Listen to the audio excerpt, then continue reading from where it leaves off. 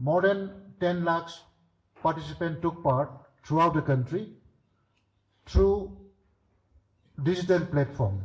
That is, we first organized quiz competition on budget, online quiz. Then we select online essay. After that, we identified few selective participants throughout the country, and they were given deliberation at the parliament, and Honorable Prime Minister was given almost 4 hours with our young people like you, taking idea with a lot of policy maker along with him. And in the budget session, our Honorable Finance Minister mentioned herself in her budget speech. This is a lot of ideas are pulling up through this Viksit Bharat Young Dialogue and incorporated many of the ideas. That is what this budget particularly are going to talk today. It is a youth-oriented budget of the country, because future is yours. You have to make a kind of country, a kind of nation where you all will be staying happily, respectfully, with full strength and power. That is the objective of this particular program. And again, this is the topic which you have to speak, as you know, Union Budget 2026, Strengthening the Indian Youth, Path Towards Viksit Bharat 2047. That is a topic. And you will be given 3 minutes to speak. And we have this. The house will be run by one of the event speaker. She will take chair this thing. Then our compere, we direct you what to do, and we have a timekeeper. They will check the timing of your speaking. And total time is given 3 minutes for each speaker. And you will be speaking when the starting bell. To start your speak, will be giving you a starting bell, a single bell. And when you reach 2 minutes, there will be a warning bell. That is also a single bell. And next, final bell will be given by 3 minutes, which will be a double bell.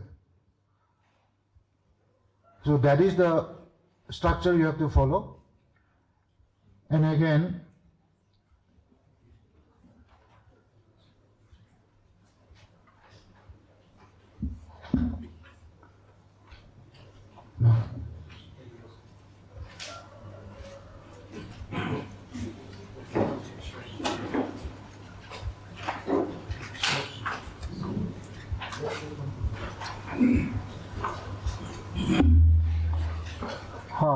then certain criteria will be assessed. I just give you information so that you try to maintain yourself when you speak here. And once your name is called upon, you will be coming out here and you will speak from here. And the criteria of your score mark is content relevant. Whatever you speak on the topic, your content should be related to the particular topic of budget session, Indian budget, Union Budget 2026. And this will give 20 marks. And clarity and structure is also very important. Whatever you speak, it should be very clear and you should know what you are speaking. So that will carry 15 marks, 15. Clarity and structure. The materials, the way you will present in form of presentation, verbal presentation, should be structure 1. And then verbal communication and body language. Verbal communication again very important, and your body language. Verbal communication is very, very important communication skill nowadays. Today, all are educated to the highest level, to the master degree holder, PhD holder, graduate holder. But wherever you present yourself in a certain interview or in the job market, people are looking how you present yourself. Your qualification all same. Your presentation, how you present yourself is very, very important. Your personality, your confidence level, then your communication level, communication skill. So these are also we are checking. That is carries 25 marks. And again, innovation and creativity. Whatever you will be talking about budget is to relate to the contemporary society, to the present life. How the budget is related to our individual and practical life. Your innovation and creativity, how much you understand how you relate to your personal individual life as well in the society. And language and fluency, again very important. You have to represent Nagaland state, so your language is also one of the very important criteria. You will be competing national level, from different states will be coming, so all 5 round. You have to be like that. That is language and fluency. And adherence to the time again is very important. We are giving you 3 minutes. Timing itself is very important. So that carries 10 marks. And language fluency 10 marks. These are the criteria of selection. And again, once you start the session, you have to take permission from the event speaker of the house. Ma'am will be the speaker, and without permission from her, you cannot go out. Whatever you want to do, and without her permission, you cannot just stand up and speak something. So this is a house. Normally, we are supposed to have this state level youth parliament to the assembly, state assembly house, but now the state budget session is going on, so we cannot get the assembly house. Otherwise, as per guideline, it has to be happen in the assembly house. But we are very happy that such a beautiful ambience, such a beautiful institution is given by Jafu Christian College. And for that again, I once again thank you, the college authority. And these are, I think, the basic briefing. And I hope all of you will follow, and hope you will do something best of the state, also best of the best at the national level, because Viksit Bharat is very, very important. You are to make your future. You are to make your country strong. You are to make your country free from corruption. And you are going to make a country with neat and clean, not a dirty nation and not a dirty society. So hence the responsibility is on you. And when we are talking about developed nation, Europe, US, Australia, simply we are talking what we are doing ourselves here. That is the question we have to do it. Just going there and seeing there, and we have seen what the responsibility every citizen is taking, and what the citizen, all law-abiding citizen, all good behaved citizen, or very trustful citizen, we have seen it. But what we are doing ourselves here simply is not enough. We have to act. We need to act. So you're the one to start a big change in the country, so that by 2047, after 25 years from now, we can bring a big change to become our great India, a developed nation, where everybody has a house to live, where everybody has a food to eat, where everybody has clothes to wear, where everybody has access to health facilities. So it's very simple. Developed nation is. These are the basic needs which we need to achieve. And once we all become a responsible citizen and all will become a property, an asset of the country, then we can make this dream happen. So with these few notes, I would like to thank you once again, and I wish you all the best. Try your best. Thank you.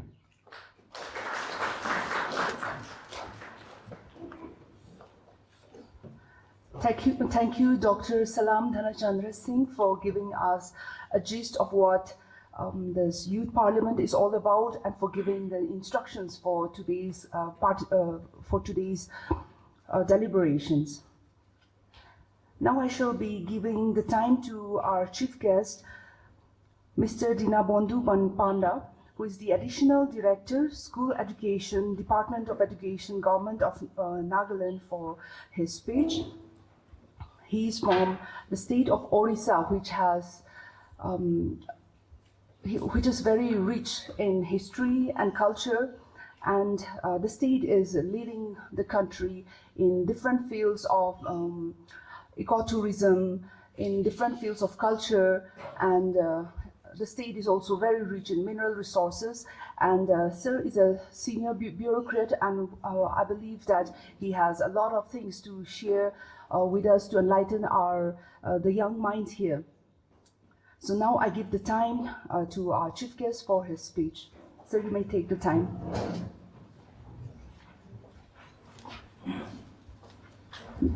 Thank you, ma'am, for beautiful words about my state.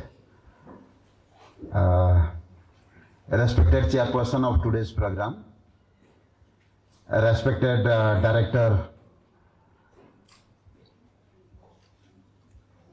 Viksit My Bharat, respected principal of this college, and honorable judges, my dear students and friends, media persons, ladies and gentlemen present here. I am really privileged to be in your midst, but I was not aware that I'll be the chief guest and I'll be speaking to you on this occasion. Maybe there was some communication gap between our organizer and organizer. So anyhow, thank you for giving me this opportunity. All of us are here to be celebrate or to select some of you for this youth parliament. This is an youth parliament in the state level. So this youth parliament program has been organized by different departments since many years in Nagaland. I have 35 years of experience in Nagaland in this education department, and our department, we have been organizing this youth parliament since 2001-2 also.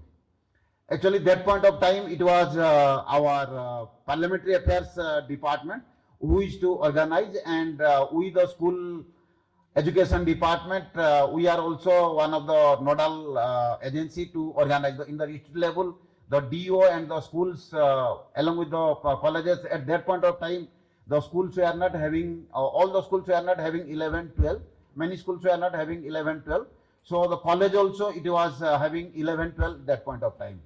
So this is the brief history. And I remember in 2004, this youth parliament also once in Tuengsang it was organized. Of course for Tuengsang people, and after that it was organized in state level.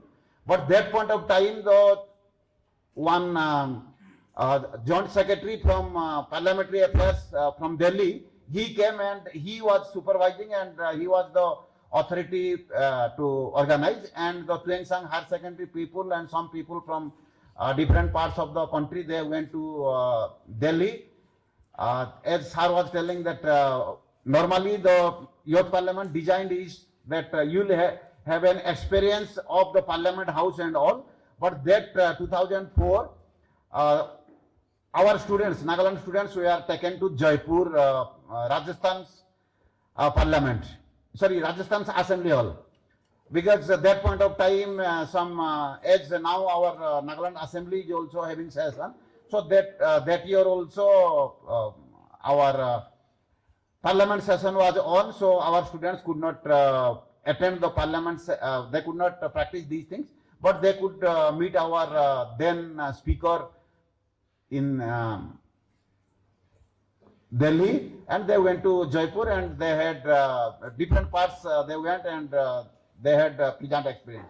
The objective of this youth parliament is that, as we tell, the students are the future of the nation. So, in our education system, what we want? We need bureaucrats, we need politicians, we need technocrats, we need doctors, we need workforce also. So, all our students should be given different opportunities so that in which area you have your experience or your interest, you will excel in that field. Maybe all of you are students and you are having your classmates. Your choices are not, all your classmates' choices are not similar. Some are interested for medicine profession, some may be these technocrats, and some may be politicians. If we, as teachers or as education department people, when we normally the general question is being asked by teachers or by guardians or any some of your elderly person, what is your aim in your life? Like that we ask. So many people, they opt for different things. So the department takes care that the students get exposure to all the areas where they can excel. So this is also one of the initiative of Department of Education, then Parliamentary Affairs, then Youth, this Bharat Youth Department, collectively for our students. Our objective is that our students should extract best out of them. That is the intention of education. Education aims is that not to become a doctor or scientist or engineer. The best out of you. Some, they may have the talent of making good technician. Maybe somebody will be a good technician and somebody is a good scientist. Somebody is a great teacher. Somebody is a good parliamentarian or parliamentarian. So they have, everybody has their importance, and no job or no profession is above anyone. All the professions have their importance and greatness. So when we want to grow our country to a Viksit Bharat, means the developed nation. Viksit is word is Hindi word. So the English translation is that we have to be a developed nation. So in developed nation, some of the parameters are there. Number one is the infrastructure should be saturated. The best infrastructure should be there. Then great education institution should be there. All the basic necessities that roti kapda makan means food, then cloth and shelter. This is the basic main necessities. So that should be sufficient for our all fellow citizens of the country. So if we see or if we study, all of your students, you might be seeing now in the age of this our social media. So all of us are aware of whole country, what is whole world, what is happening everywhere. So now if we see this war is going on, the Gulf War is going on, so there are many crises are coming up, and the worst affected is India. Maybe we are mainly dependent on this fossil fuel, and we don't produce our this fossil fuel, so we have to depend on these countries, other countries, Arabian countries. So when we develop to a developed nation, we must think how to make alternate ways. So that is also a challenge.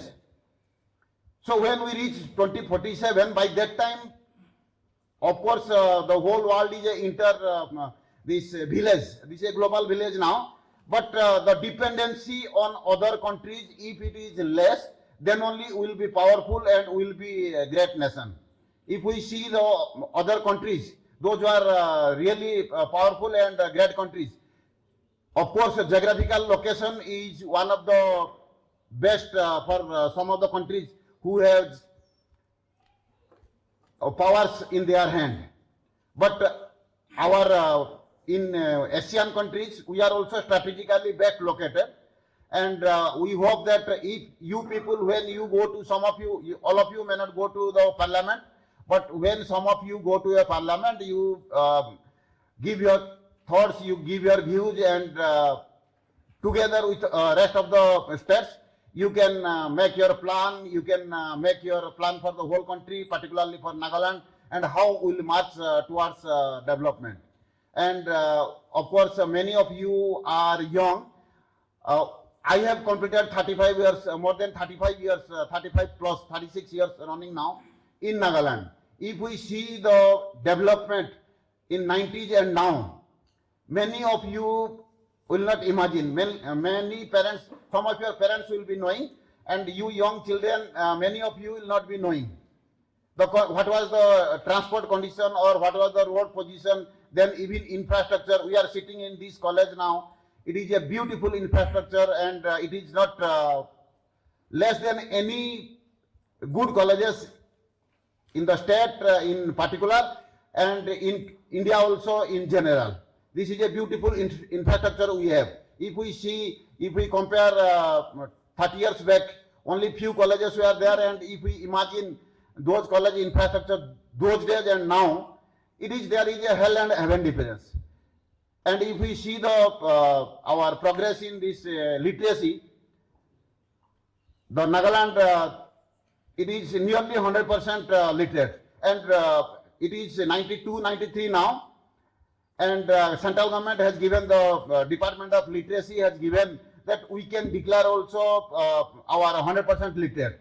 So many efforts are being taken by Government of India, Department of Literacy, that how to make our citizen literate. So now Nagaland, it is nearly 93%, and the department is also taking care of so that it will reach 100%.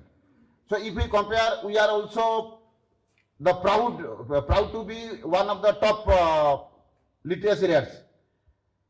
In Northeast also, we are not maybe Mizoram may be in the top, but we are not less than Mizoram. And that is possible because of the collective efforts of the Nagaland government, the educational institutions, and all of you. So now to be Viksit Bharat, we have to emphasize on education also. If we compare last 10-15 years, our infrastructure facilities in India is growing in a great speed. If we compare last few years, the infrastructure, Government of India has given lots of emphasis on infrastructure, and we are somewhat standard all over India. We are standard. So now there are some areas where you can focus, and I believe that education is one of the area where we should enhance our literacy or skills, so that we'll do well. And in this education, since we are 100% literacy, now the Government of India is emphasizing on vocational education or some skills. So if you have some, many they are literate, maybe graduates or postgraduates, if you don't have the skill, then you may not enter to a job market. You may not be fit for a job market. The only purpose is not that you will go for a government job. All of you know that government job in Nagaland is 100% saturated, and if we see, even for a small post of fourth grade also, I have been in the committee for many interviews. For a fourth grade post, we see 30 to 40, for one person 30 to 40 applicants are there, and hardly anyone is there who is matriculate. 99% of them are graduate, postgraduate, even technical graduates with engineering degree. Some of the people are having MBA degree and coming, and they are working somewhere. Then when we question them, why you are coming for a fourth grade job, you are MBA qualified, and why you are coming? Now workload is more there. Wherever I am working, I don't get leave. I don't get chutti from that organization. And working hours is from 9 to 5 or 6 maybe. So those days are gone. So I appeal to all my young children, you acquire some of your skills. Don't depend upon these government jobs. Acquire some skills, maybe a good electrician or a plumber, or even in AI, there are so many, in computer also, there are so many areas. Wherever you have interest, you, besides your general education, you adopt some skill and be employable. And there is the time gone that the luxury of working for few hours and getting government job. I believe it will not happen in Nagaland also in near future. In Nagaland also, those are people who are working, they are working from morning 9 to 5 also, or more than that also, people are working. And don't be afraid and don't be lazy. That is, if you want to make Nagaland big seat, India big seat, you have to be hardworking and you have to enhance your skill. And another observation we have, Naga people, they are very, very talented, intelligent, but the job is saturated in Nagaland. You have to migrate from Nagaland, maybe to the mainland of India or beyond India also. Some they are working, I have some students, non-students, they did very well and they gone to Gulf countries also. They were earning more than 1 lakh per month. But after a few days, after 3-4 years, when they get married, they don't want to go out. And he is doing here some project in agriculture and all. Hardly he is living hand to mouth maybe. So the attitude to work outside of Nagaland, you have to develop. There may be some adversities, that is definite when we go from the Indian people, when they go from one country to outside of India, there will be some racial remark. For you also, I believe that there are some racial remarks even in mainland of India or if you go outside of India, but those small petty matters may be there, but you have to overcome all those things and you have to be confident. Of course, all of you are confident, but that attitude, the change in attitude to work outside of Nagaland, that you have to develop so that you can make your economy vibrant. Nagaland economy, you can give your remittance to the Nagaland and you will develop the Nagaland also. Of course, it is moving in a greater pace, but still also you can contribute and you will make this Nagaland in general, in particular, Viksit state, top among India. Of course, in literacy wise, you are great. And Northeast, we have a connection to Myanmar, then so many countries we have the passage. This is the Northeast is the road to other countries. So there are also some opportunities you can venture from for business and all. So you can do it. And thank you the organizers for inviting me. And I was not, of course, at all prepared to deliver my speech. Still, with my experience, I have tried to speak a few words. Thank you all, and thank you, ma'am, for giving me that. I don't know where I never told that I am from Odisha, and none of the organizers, they asked me. She has maybe from my title and all, she has extracted my original place. As she has told, of course, maybe the Odisha may be rich in minerals, but it is also one of the poorest state in Nagaland. In some area, it is, of course, education-wise, some part of Odisha is good, but educational advanced, but 50% of part also still not up to mark, and we are also struggling. We hope that together, the whole country, when all the areas are developed, then only it will be a developed nation. With these words, I thank one and all for inviting me this program. Thank you.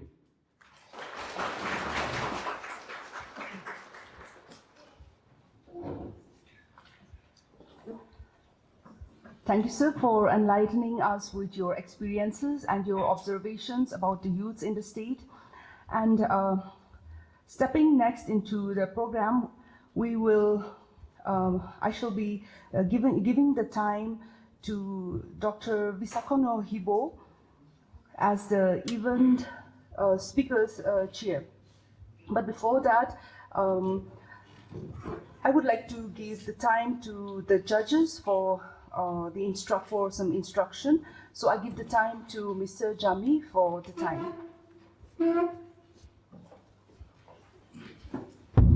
Yes, thank you, Chair. Respected guests, Mr. Director, My Bharat, most respected principal, respected teaching faculty, panel of judges, and all the participants. Just a few points I want to share good across with all these young people gathered here. We've been made to understand that Viksit Bharat 2047, it belongs to young people. And it is very true that our future is intimately connected to the young people like you. The future belongs to you. And in a manner of speaking, 2047 down the road, that belongs to the young people like you. So we want to see here, even as we're gathered here, to simulate parliamentary proceedings, democratic functioning. We would like to see the best of you. So from the panel of judges, we would like to, urge you and tell you to hang your shyness and inferiority somewhere outside this room. Believe in yourself, be confident. Would love to see you make us believe in yourself also. Be fearless. We came here to listen to the voice of young people and share of opinions, perspective. This is important. So on the part of the general panel of judges, we wish you all the very best. That is from the panel of judges. We will be also taking time for our feedbacks from the judges also later on as we progress. Yes, thank you so much.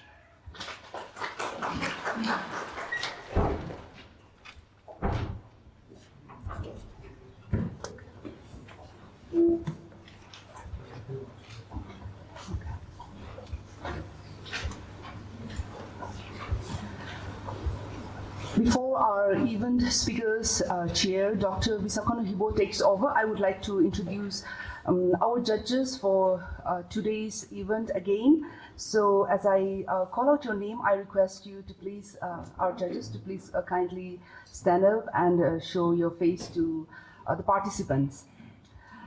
Our first judge for today will be our chief guest, Mr. Dinabandhu Panda, Additional Director, School Education, Department of Education, Government of Nagaland.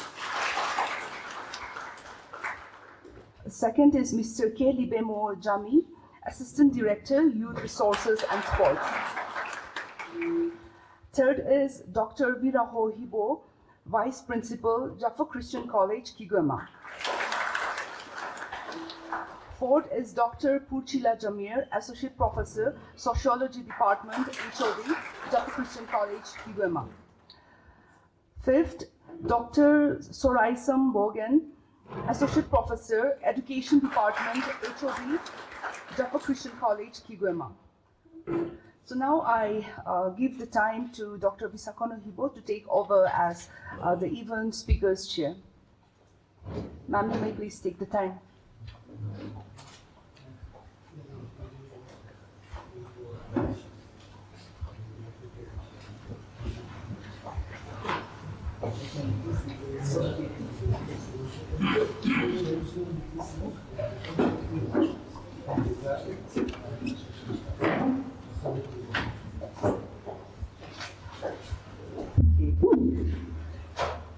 Good morning. Welcome to Jaffa Christian College at the outset. Respected Chair, respected Chief Guest for the day, Mr. Dinabandhu Panda, Additional Director, School Education, our Director, Dr. Salam Dhanachandra Singh, My Bharat, Ministry of Youth Affairs and Sports, Government of India, then Mr. Rokovi Tiozatsu, State Nodal Officer, NSS. Yes, okay. He will join later. Then Mr. Rokoviko Chale, Program Supervisor, My Bharat, Nagaland. Judges, students, Media House, ladies and gentlemen. Our Bharat We're so used to just calling it our country, but our country will be turning 100 years in 2047.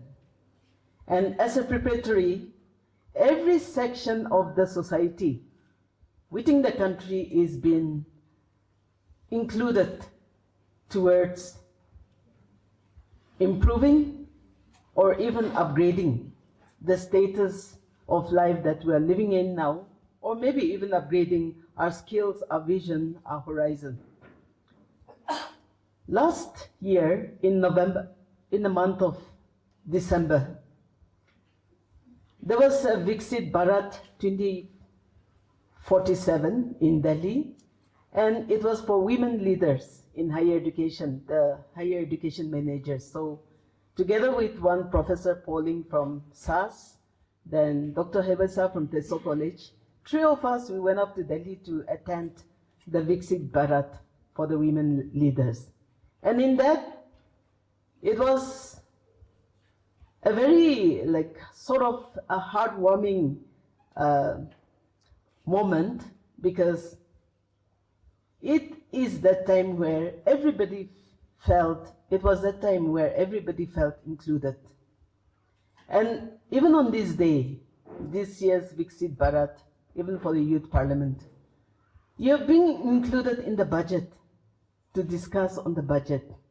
That's an exciting thing, because if we go through the crux of the budget 2026, we see that the youth are being portrayed and being positioned as the pillars of the country, and who will one day, even maybe prior or even when we reach 2047, you will be leading. And therefore today is the right time for you to just say what you have to say, dream what you have to dream, and do what you have to do, even in the future. Winning is important, but I feel that participation and also just saying aloud what you have in your hearts, these are things that we came to listen to. So welcome to this Youth Parliament. Welcome to this Youth Parliament. Without taking too much time, are we going for tea break or we'll just go straight? We'll go straight. Okay. Okay. So in that, I, as the speaker for the session, I welcome each and every one of you to the Youth Parliament, all of you on the right, on the left, and even at the center. And I want to also wish to let you know it is my pleasure and my privilege to officiate this session. It is also my responsibility to maintain the decorum, the dignity, and the respect that is due to a parliament. Therefore, I would like to request each and every one of you to kindly maintain the decorum of an actual parliament. I expect every member to adhere to the rules of the House throughout the session. And with these few words, I now declare the House in session open.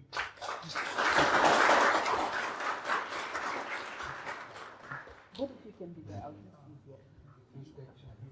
Okay.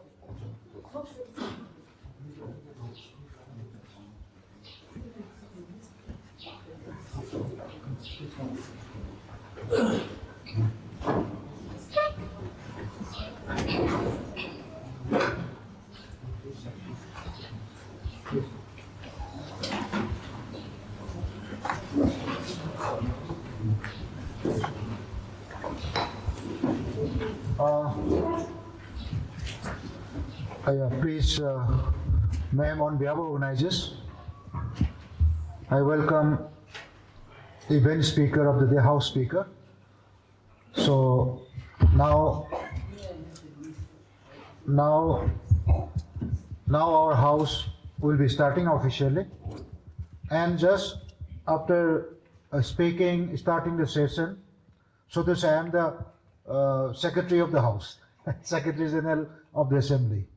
So I'm acting as the Secretary General of the Assembly. So by 11:30, we'll have a tea break. Before that, let us start our engine first.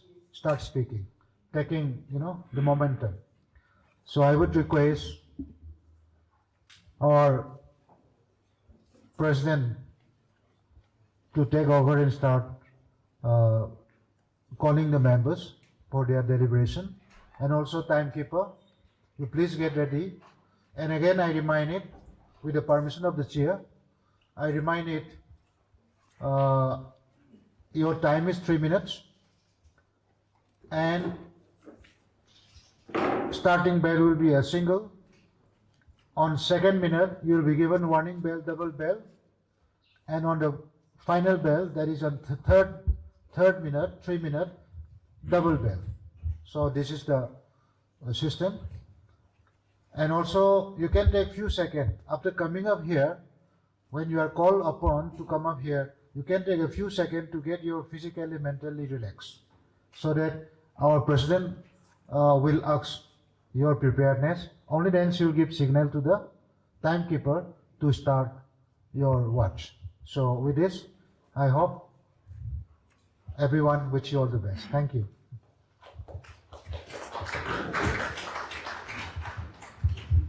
This morning we all check.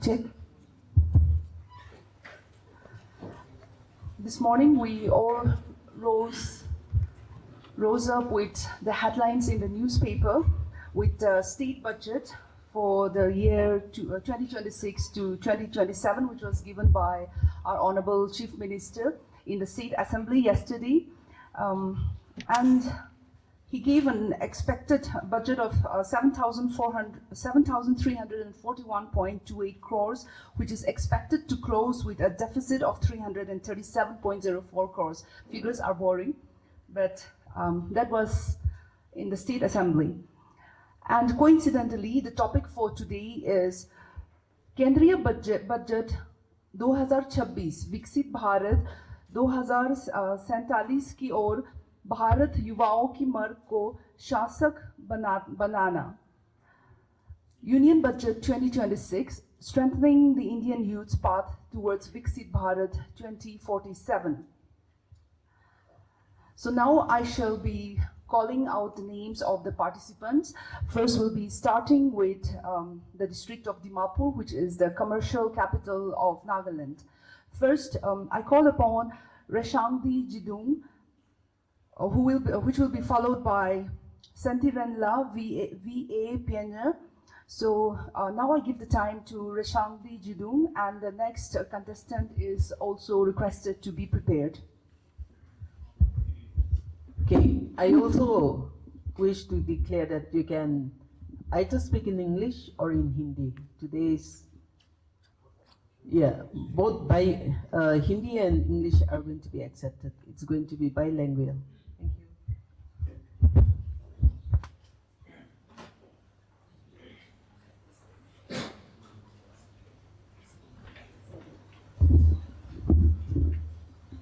Mic testing check. 1, 2, 3. Are you ready? Yes. Ms. Reshangdi Jidung, are you ready? Yes. आज भारत की सबसे बड़ी ताकत ना तो उसका सोना या चांदी है, बल्कि आज भारत की सबसे बड़ी ताकत उसकी जागरूक युवा शक्ति है. Respected jury members, dignitaries और अमृत युवाओं, Namaste, I am Reshangdi. The Union Budget 2026 is a strategic instrument to transform the youths of this nation into the architects of Viksit Bharat 2047. For instance, consider Ranveer Sachdeva recognized as the youngest keynote speaker at India AI Summit 2026. His achievements reflect not just his talent, but also the support of the Union Budget initiatives like STEM education and India AI. A student from NIT Nagaland could learn robotics with the same resources as a student in IIT Bombay That is the possibility the Union Budget 2026 creates with 3,500 crore allocation for tech hubs in Tier 2 and Tier 3 cities.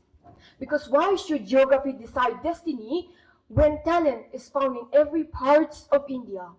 With 15,000 AVGC content creation labs, an animator from Kohima and a YouTuber from Dimapur is no longer just making videos. They are becoming a part of India's orange economy, transforming skill into employment.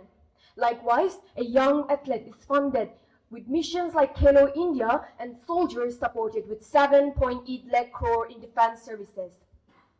The Union Budget 2026 announcement of establishing one girls' hostel in every district, a young girl is empowered, strengthening Nari Shakti. क्योंकि भारत माता तो वही देश को कहलाता है जहां नारी को मौका मिले, शक्ति मिले, सम्मान मिले.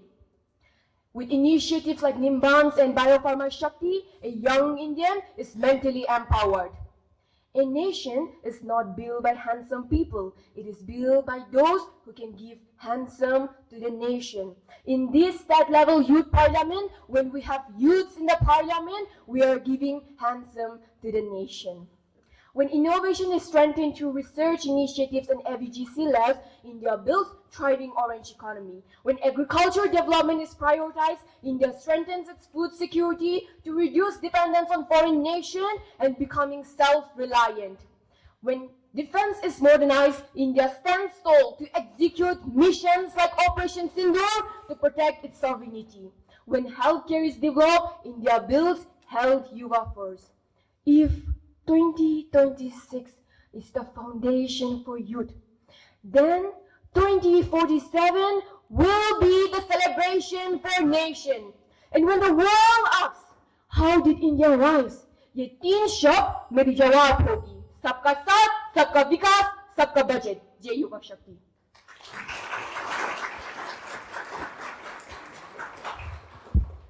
Thank you, Ms. Rishangdi Jidu.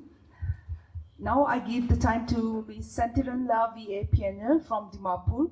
Next will be Ms. Ikisile Koring from Dimapur.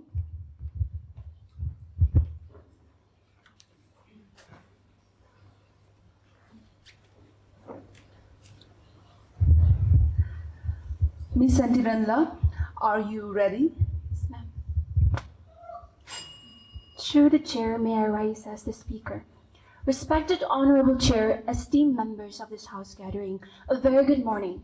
I am Santirana V. Piano representing Unity College Dimapur, standing here to speak on the topic Union Budget 2026, strengthening the Indian's youth path towards Viksit Bharat 2047.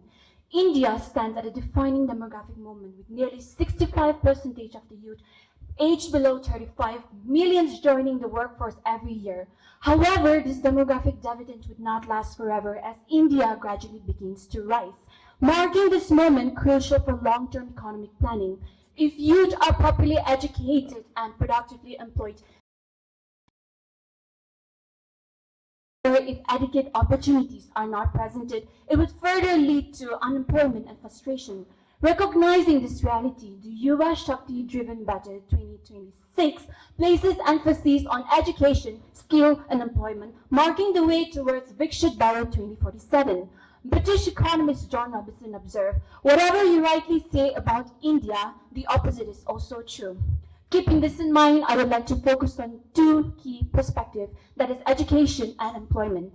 Education remains the foundation of development. The budget's proposal for 5 university townships linking industry with education, AI-driven learning, and the new institute that is to be established in eastern India promote regional inclusion as well as opportunities.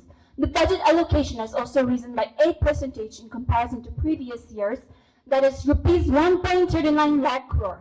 Yet, nearly 6 decades later, after the Kothari Commission 1969, recommendation of 6% of GDP on education, supported by MEP 2020, the budget expenditure remains below 4%.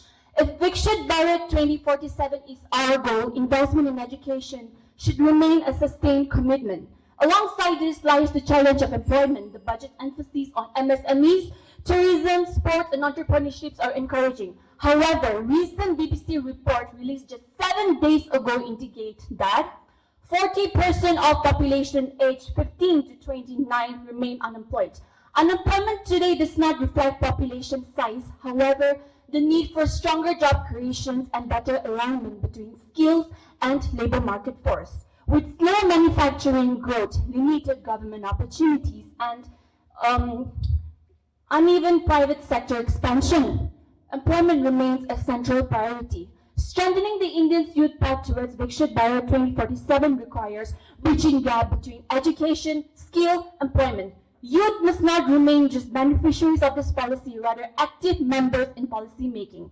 With right opportunities, India's demographic dividends stands as an important victory. Shikshit Yuva Viksit Bharat. Jai Hind.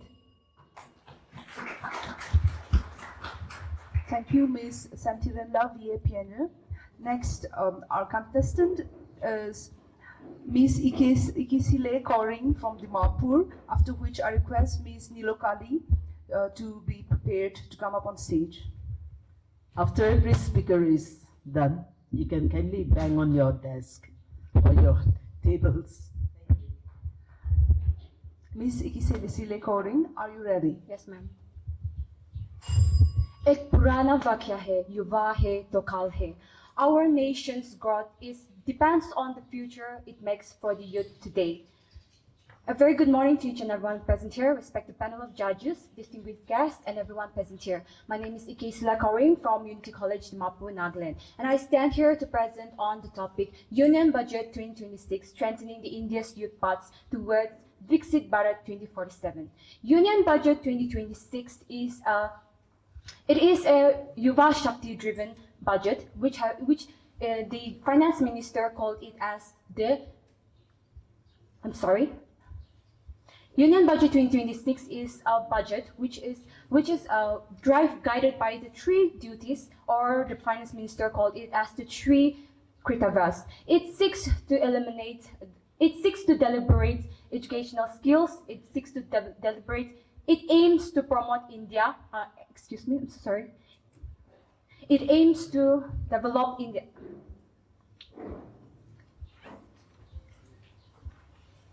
I'm sorry. Thank you. Thank you, Ms. Ikisile Koring.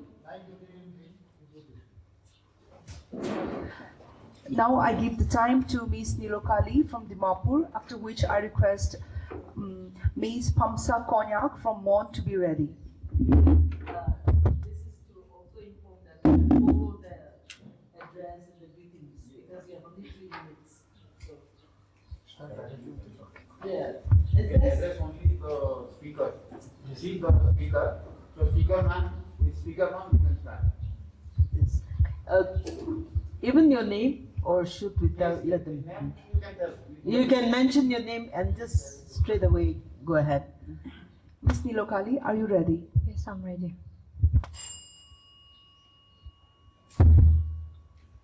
Swami Vivekananda ने कहा था, Give me 100 energetic youths and I shall transform India. और आज भारत के पास सिर्फ 100 नहीं 65 करोड़ युवा है. सवाल ये नहीं है कि भारत बदलेगा या नहीं, सवाल ये है कि आप उस बदलाव के लिए तैयार है. Greetings everyone, respected speaker ma'am. My name is Nilokali and today I stand before you not just as a speaker, but as a voice of a generation that refuses to wait for the future because we are ready to build it. When we talk about the Union Budget 2026, we are not just discussing,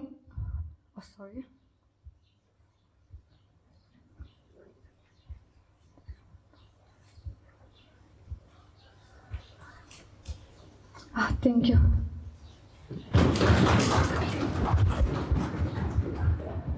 Thank you, Ms. Nilokali from Dimapur. Next, we have Ms. Pamsa Konyak from Mon, the land of the Ans. Next, after this, time will be given to Ms. Bangi Konyak from Mon, so I request her to be ready as well. With the permission of the chair. With the permission of the chair, I just remind one thing to the speaker. So, as soon as when you come up here, we don't mind if the speaker agree the two speakers who could not complete, if the speaker agree. So I think we may consider it, the panel agrees. What I would suggest, because this is a sort of, training ground. But we don't know, whenever you come up here, that's what our preside always asking, are you ready? So take it easy, don't take tension, and you can take your few seconds to get yourself physically, mentally ready, so that your mental is not ready. That's what somewhere you just stuck, When things are starting very nice, stuck, because for that, just come very freely and take your own time, take a long breath, and only then we will start. Take your own time, no problem. It's not hustle, okay? Thank you. And for the two speaker, I think I will propose to the honorable speaker, respected speaker, consider or not, so she can announce if it is considered. Thank you. I leave it to the judges. You can score as per what has been presented. You can go ahead. Ms. Pamsa Konyak, are you ready? Yes, ma'am.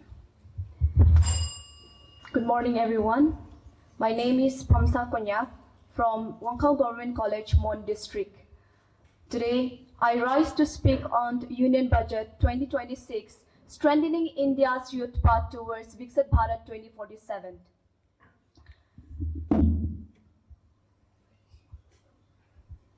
We are standing at the edge of a world where the world is being driven by technology, innovations and intelligence. क्या हम इस race में पीछे रह सकती है? Not at all. The future is not waiting, and neither should India. I would like to highlight among many initiatives on the Union Budget, that is Semiconductor Mission 2.0 and Biopharma. When we talk about this, these are not just to make a factories, but also for the future preparation. 40 crore for the Semiconductor 2.0 mission, and also 10 crore for the Biopharma Shakti.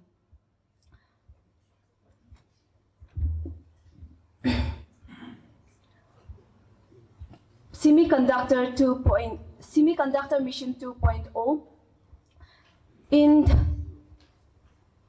Today in India, we import 90 to 95% of the semiconductor chips from other countries.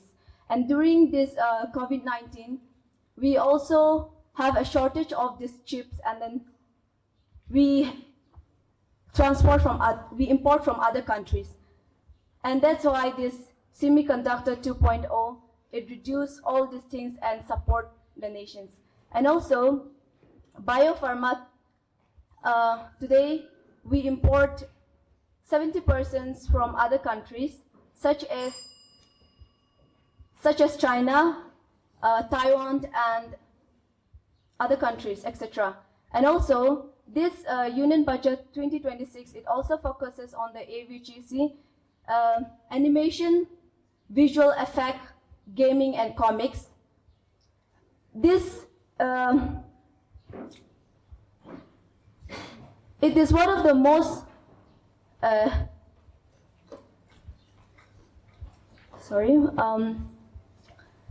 this budget is also focused on AVGC, where it is worth over 300 billion.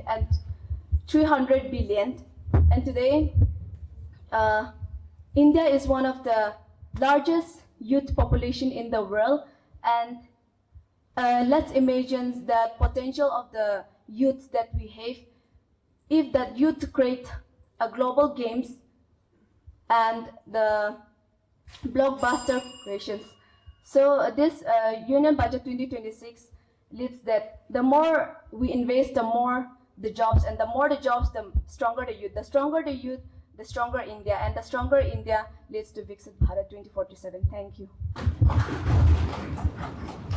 Okay, I also want to request the House to be calm and then to stay put. And as announced by General Secretary, Secretary General earlier to kindly take permission if you have to go out as in the Parliament. And after one speaker, we will break for tea. So if you can hold on to your knits, it will be very good. Thank you. Thank you, Speaker Ma'am. Thank you, Ms. Pamsa Konyak, for your speech. Next, I give the time to Ms. Bangi Konyak from Mon District.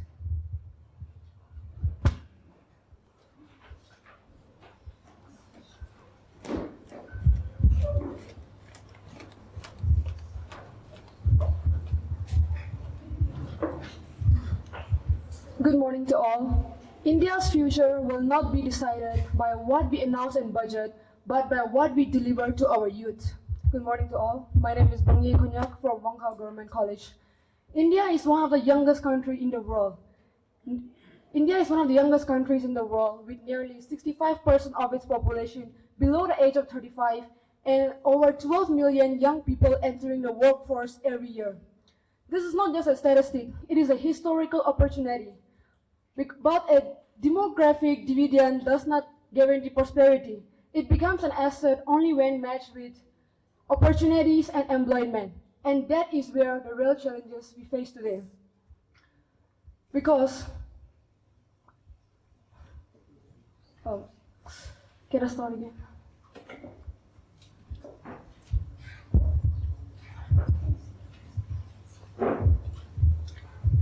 Good morning to all. India's future will not be decided by what we deliver in budget, but by what we deliver to our youth. India is one of the youngest countries in the world, with around 65% of its population below the age of 35 and over 12 million young people entering the workforce every year. This is not just a statistic. It is a historical opportunity because, thank you. It reflects the recognition that India's demographic divide cannot be arrested. But as we look deeper, the mirror also shows us cracks. Kya ye kafi hai? We are 36 crore young Indians, but youth unemployment continues to remain above 10%. Every single day, millions of Indians step out with degrees in their hands, पर हाथों में degree है, लेकिन सामने रोजगार नहीं. The budget celebrates semiconductors, but a chip factory employs thousands, not crores. Meanwhile, MSMEs, which contribute to nearly 30% of India's GDP and employ over 11 crore people, continue to face challenges. But here is where the declamation turns, because a budget is not destiny. हम सिर्फ audience नहीं है, हम architect भी है. The government can allocate funds, but we, the youth, will decide whether those funds become reality or remain confined to reports. If a scheme falls short, we will demand better. If AI threatens our jobs, we will rise, attain, and upskill. And if our villages remain disconnected, we will become the bridge. युवा सिर्फ भविष्य नहीं है, वे वर्तमान भी है. Viksit Bharat 2047 will not be built by policies alone, but by effort, resilience, and determination of its youth. सपने सिर्फ बजट में नहीं लिखे जाते हैं दोस्तों, सपने हाथों की मेहनत से लिखे जाते हैं. And when the youth of India rise, Viksit Bharat will not remain a dream, it will become a reality. Thank you. Jai Hind. Honorable Speaker, may I kindly leave?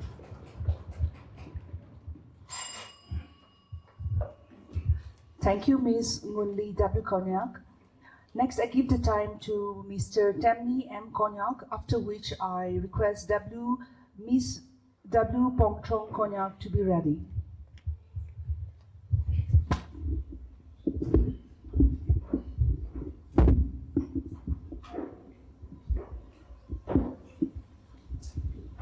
This, like this. Mr. Temni M. Konyak, are you ready?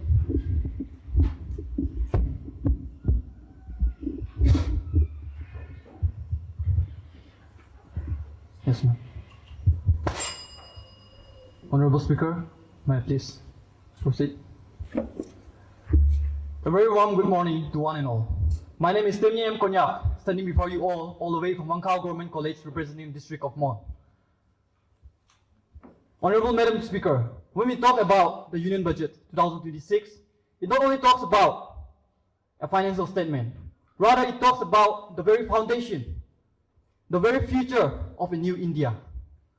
Now when we come to think of it, such a vast topic, when we look at the topic of Union Budget, not only looking back at the past, but at the current scenario, there are so many things that we must take into account of. But to summarize it as briefly as possible, firstly, we come to the problem that for decades now, a nation like India, the largest democracy in India, has been suffering with a problem where millions and millions of youths are graduating with a degree, but without skills. How can we tackle such a problem? We have brought forward schemes such as PM Setu scheme, which talk about investing 60,000 crore for the youth to train them, to make them a person capable of acquiring those jobs with the skills needed for that particular job. Now when we look into this topic a bit deeper, we come to know that after the completion of such schemes, such trainings, the people, the youth, the citizens of our nation, India, will not be left alone. Rather, of searching and looking for jobs themselves, the recruiters will be coming to them, because they are the only ones who will be able to handle the missions of tomorrow. This is the budget that we are aiming for 2047. Now when we come again, another issue arises. What about the freshers? There's an experience gap. How can you get a job without an experience? How can you gain experience without a job? Now I bring forward to you the very scheme, PM internship scheme. Now coming back to the topic that there are so many schemes and topics and all accounts of all the initiatives that the government has been taking again and again. But the major problem that our nation faces is the youth are uneducated. Awareness being lacked by the very grassroots level itself. This PM internship talks about that very thing. A 12-month is not just a training for that very ITI, where 1 crore of people for 500 top companies of India will be chosen. Those 12 months is not just merely a training. It is the immersion for a corporate world, preparing India from day one itself. Coming back to all of these schemes and talks, where 65% of the population of India are under 35, falling under the category of youth, where we must work and strive towards together. Remember, it is not we alone that will be doing those works, not the government alone that will be doing those works. We have all the schemes, we're knowledgeable people, we have acquired the wisdom, the facilities, let us use it together. 50 from the government, 50 from our side. A 50 hand-in-hand work, that is what the democratic nation, the largest democracy of India must be. We talk about all the schemes, but let us be one to encourage, to promote all these schemes so that India can flourish as a nation. Jai Hind, Jai India. Honorable Speaker. Thank you, Mr. Temni M. Konyak. Our next participant is Ms. W. Pongchong Konyak, after which I request Ms. Akimeni N.K. Numai from Parent to be ready. Ms. W. Pongchong Konyak, you may take the time.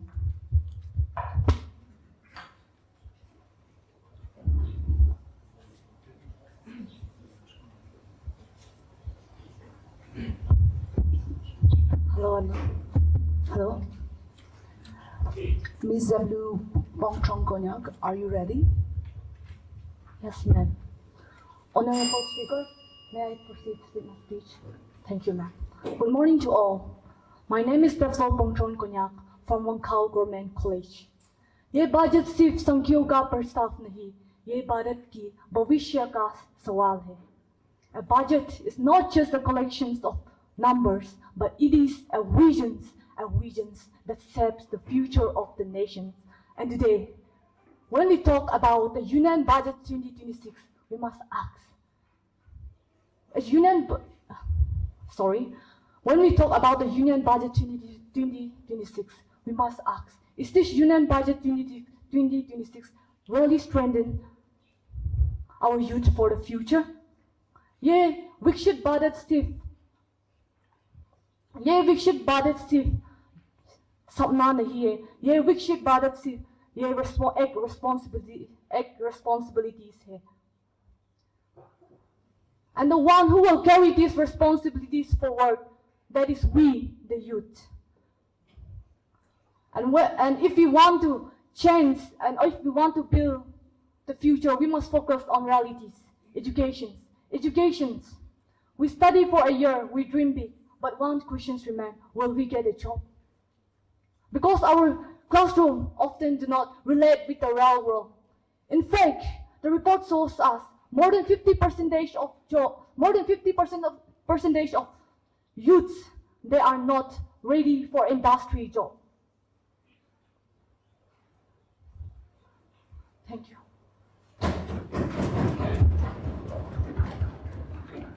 Thank you, Ms. W. Pongchong Konyak. Now I give the time to Ms. Akimani and K. Newmai from Parent, after which I request Ms. Ikai Le from Parent to be ready.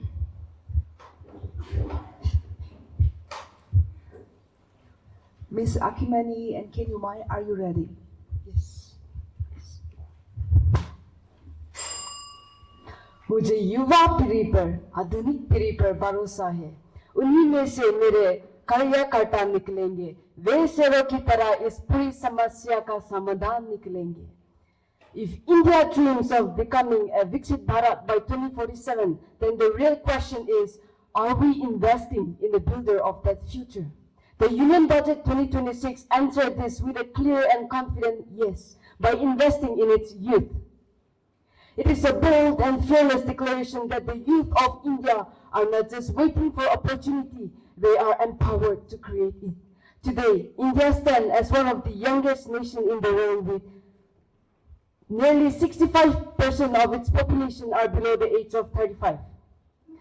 The budget recognizes this demographic strength not just a statistic, but a revolution in motion. What makes this budget extraordinary is what it delivers for the youth path towards Viksit Bharat 2047, a historic investment in education with a massive investment of rupees 1.39 lakh crore. The government is not just funding in education, it is funding the future. Increased funding for skill development, modern industries, artificial intelligence are no longer a distant ideas, it is becoming into realities. The youth are being transformed from job seekers to job creators. The launch of the Khelo India mission is not just about medals, it is about opportunity and national pride. With 18% increased funding of rupees 4.479.88 crore. जैसे कि हमारा प्रधानमंत्री नरेंद्र मोदी ने संसद में कहा था, the aspiration of our youth are the future, are the Indians' future. Now let us look this vision closer to our state, Nagaland. Eyewitnesses the aspiration of our youth firsthand. The budget encourages us through digital skill development, entrepreneurship, ecotourism, startups, and handicrafts. It connects our vision to national and international opportunities. Dear fellow citizens, we are not just the witnesses to change, we are the generation that will define it. So let us rise with knowledge in our mind, courage in our heart, and fire in our soul, because when the youth of India rise, we does not just grow, we soar. Jai Hind.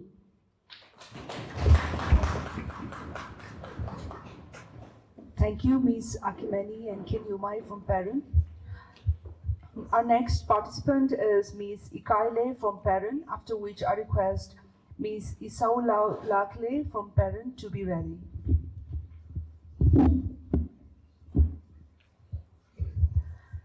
Ms. Ikaile, are you ready? Yes, ma'am. Greetings, honorable judges, respected dignitaries, and my dear friends. Today, I feel truly honored to be standing before you and speak on the topic Union Budget 2026, Strengthening the Indian Youth's Path Towards Viksit Bharat 2047. ये budget सिर्फ numbers और policies का collection नहीं है, ये एक vision है, एक डायरेक्शन है. The budget 2026 is a golden opportunity. It is a moment of possibility. It recognizes the voice, the strength of the nation, that is our youth. अगर युवा शक्ति मजबूत है, तो देश की भविष्य भी मजबूत है. After this budget was introduced, the entire nation began focusing on the orange economy, a space driven by innovation, creativity, and talents. आज हर जगह ये बात कर रही है कि creativity भी एक strong career बन सकती है. Through innovation, content creation, and new ideas, today's youth are getting the opportunity to create unique identity in the world. For example, under the Khelo India mission, 25 मार्च से अप्रैल तक छत्तीसगढ़ में for the first time our tribal brothers and sisters are getting the opportunity to shine through sports. ये सिर्फ एक initiative नहीं, ये एक बदलाव की शुरुआत है. Through initiatives like Viksit Bharat Young Leaders Dialogue, our voices, the voices of the youth are not only being heard, but have also been given importance. Because if the youth moves forward, the nation moves forward. Yuva badega to Bharat badega. In the field of innovation and education, the government is giving importance not only on employment, but also on enterprises. ताकि हम सिर्फ job seekers नहीं, बल्कि हम job creators बने. It is not just the dreams of the youth, it is giving them the courage to make these dreams into reality. It is not just the vision of developed India. ये विकसित भारत की एक कदम है. Thank you. जय हिंद, जय Bharat. Thank you, Ms. Ikaile. Our next participant is Ms. Isau Lakley from Parent, after which I request Mr. Masanbo Nyomai from Parent to be ready.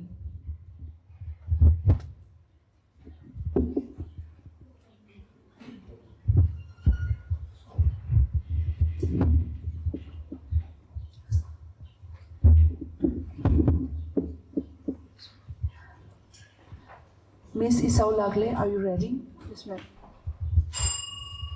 युवा सिर्फ भारत का भविष्य नहीं, बल्कि भारत की सबसे बड़ी ताकत है.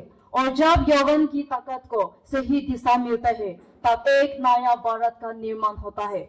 Greetings to respected judges, dignitaries, and young change makers. A nation does not become great because of its history, but because of the energy, dedication, and determination of its youth. If we truly want to transform India into a developed nation by 2047, 100 years of our independence, then the power of our Yuva Shakti must lead the way. But let me ask a simple question, ladies and gentlemen. Who will build this Viksit Bharat? Is it the government alone or is it the policies alone? ये सपना तभी सच होगा जब भारत का युवा भारत की सबसे बड़ी ताकत अपनी जिम्मेदारी समझे.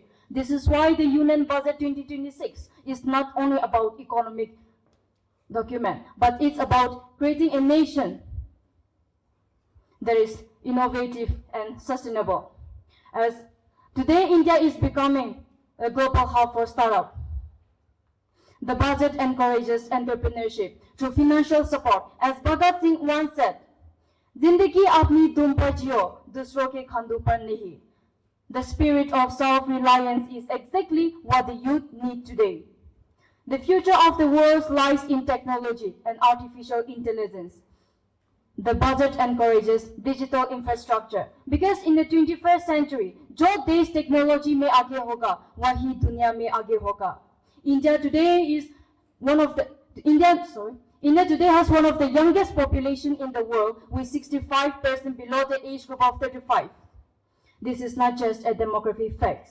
As Subhash Chandra Bose once said, "तुम मुझे खून दो, मैं तुम्हें आजादी दूंगा." Today the nation is not asking for blood, but it is asking for the innovation and participation of its youth. However, ladies and gentlemen, we must also recognize the challenges. You today face massive unemployment, competition, and the pressure of a rapidly changing world.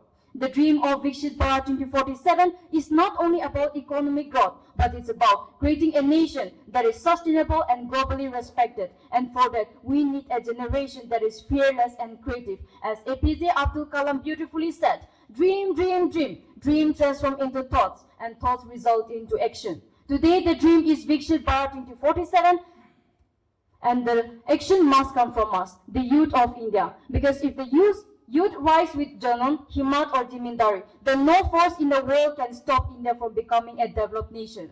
If the youth move forward, Bharat move forward. And when Bharat move forward, then Viksit Bharat 2047 will not just be our dream, it will become our reality. Dhanyavad, Jai Hind, Jai Bharat.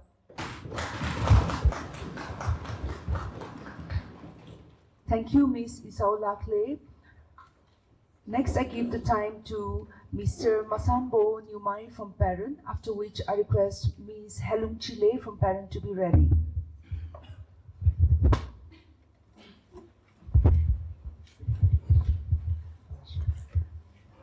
Mr. Masanbo Nyumai, are you ready? Yes, ma'am. Honorable Speaker, may I have the permission to speak? Thank you, ma'am. Respected judges, esteemed guests, and my dear fellow friends, Namaste. What is the true strength of a nation? Is it the size of its economic? Is it a political power? Or is it its technology? नहीं, असली ताकत होती है उस देश की युवा से. The real strength of a nation is the fire in the eyes of its youth. Today, I stand before you to speak on the topic Union Budget 2026 and its vision towards Viksit Bharat 2047. But let's be clear, union budget सिर्फ एक number का document नहीं है, ये हमारा सपनों का blueprint है.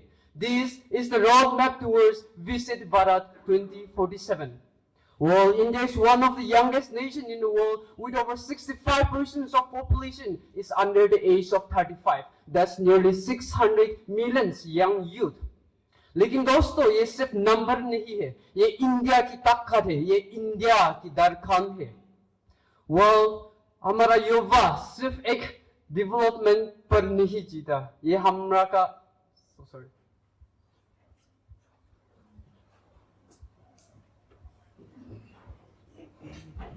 sorry.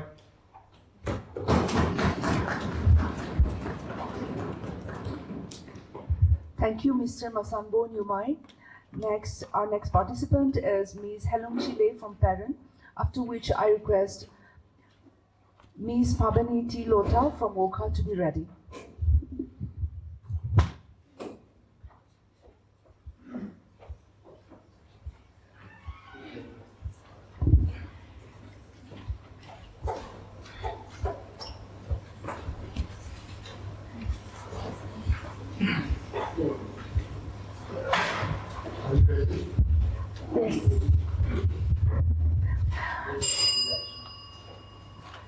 जिस देश का युवा मजबूत होता है, उस देश का भविष्य स्वयं मजबूत हो जाता है. Respected Chair, Honorable Speaker, and my dear youths, I, Helum Chile, rise to address this August House on Union Budget 2026, strengthening the Indian youth's path toward Viksit Bharat 2047. Viksit Bharat 2047 envisions a developed India by 2047, marching as the 100 years of independence. Launched by our Honorable Prime Minister Narendra Modi, this vision places youth as centers of nation's building. With 65% of populations under 35 years, our youth are the driving force of this transformation. Union Finance Minister Nirmala Sitharamanji unveils 3 Kartavyas in the Parliament this February. Let me highlight. 1. To accelerate and innovate economic growth by enhancing productivity and competitiveness. 2. Fulfill aspirations of our people by building their capacity. 3. Aligned with the vision Sabka Saath, Sabka Vikas, is the budget to ensure that every family and every region and community has access to resources, amenities, and opportunity for meaningful participations.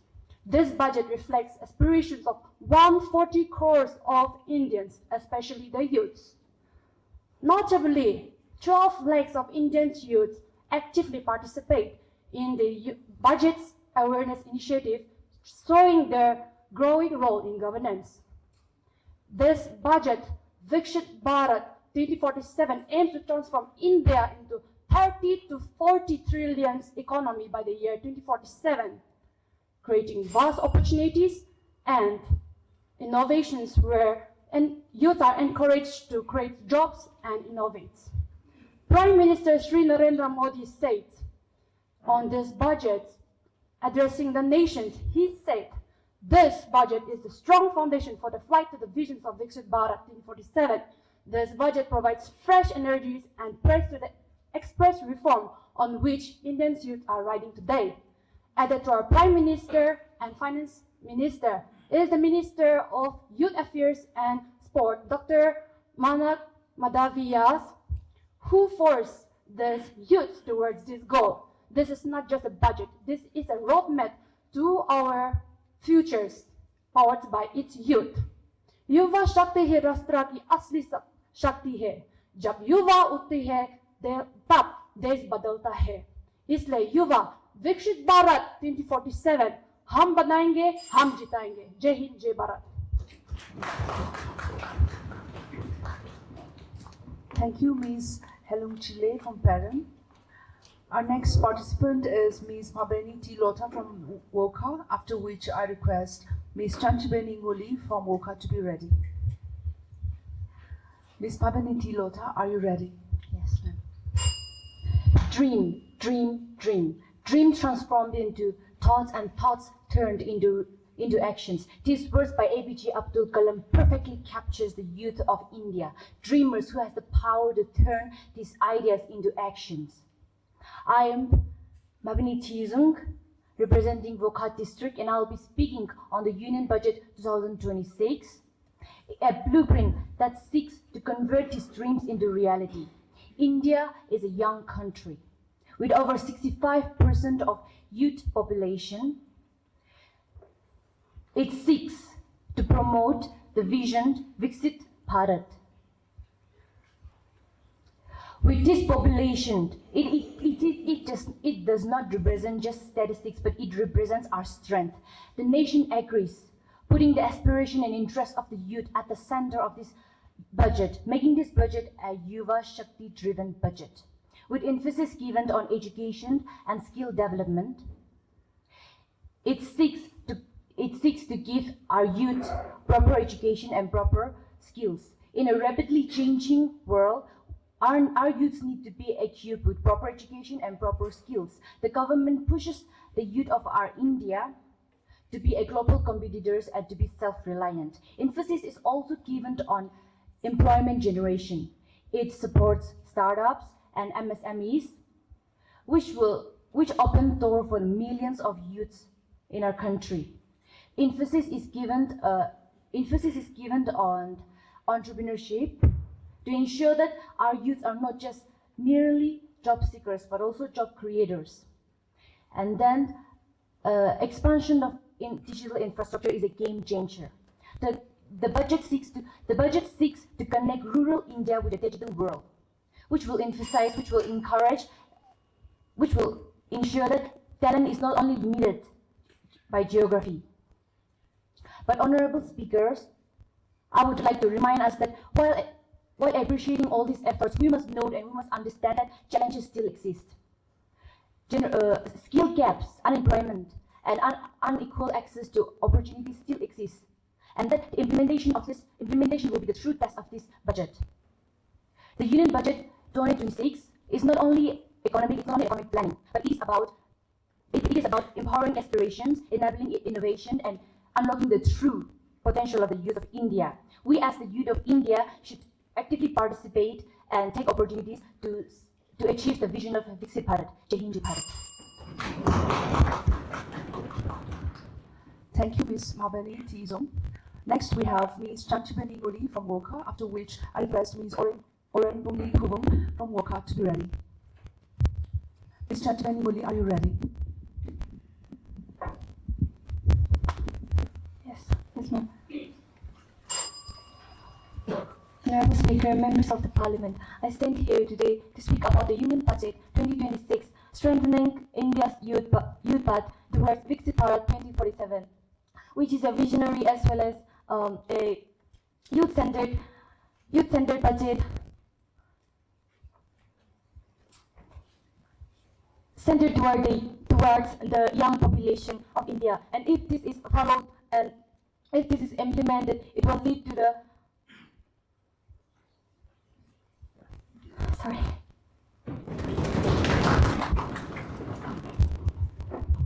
Sometimes it takes nothing to sit in the crowd, but it takes everything to stand up alone here and speak out.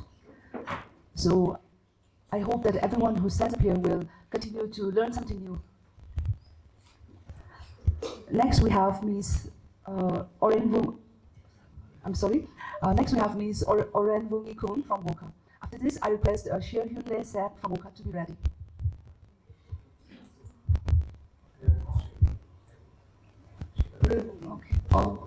Okay. Next, we'll give the time to Shirunle Sap from Woka. After this, we'll give the time to Ms. Grace Tumor from Woka. Request her to be ready.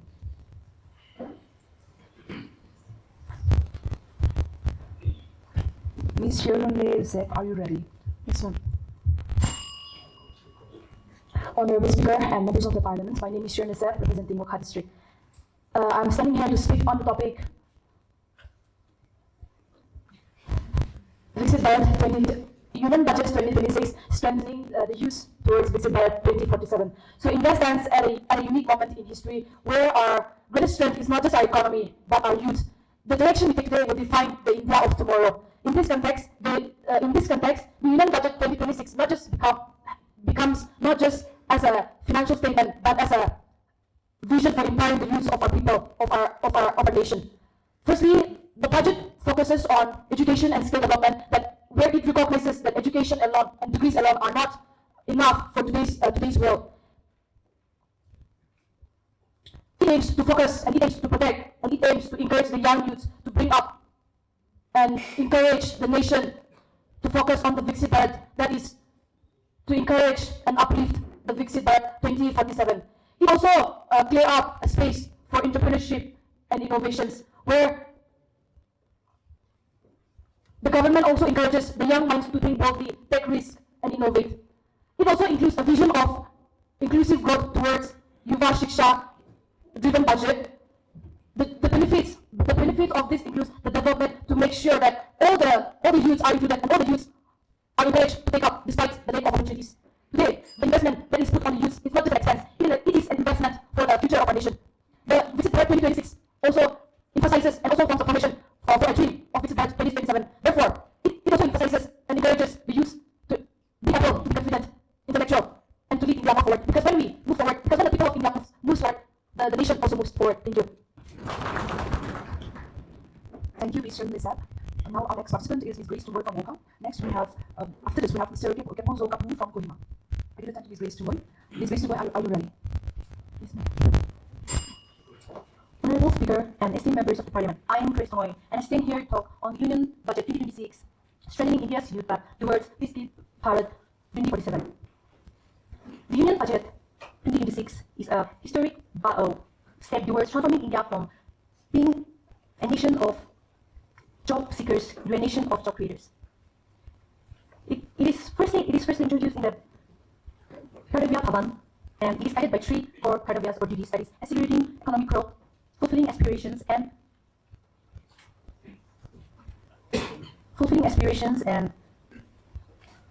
making sure that no one is left behind.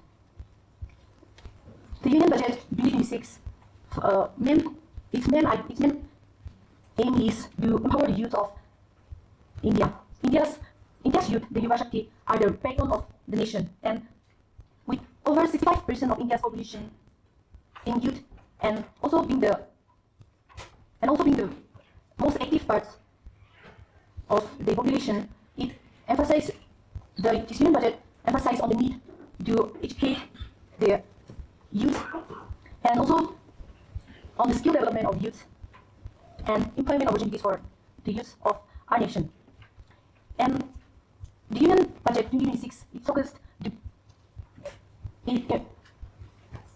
I'm so sorry. Thank you, Ms. Grace Roy. Our next participant is Mr. Keposo Kapoor from Kohima. Next, I request Ms. Ketoni Vivero from Kohima to be ready. Mr. Keposo Kapoor, are you ready? Yes, sir.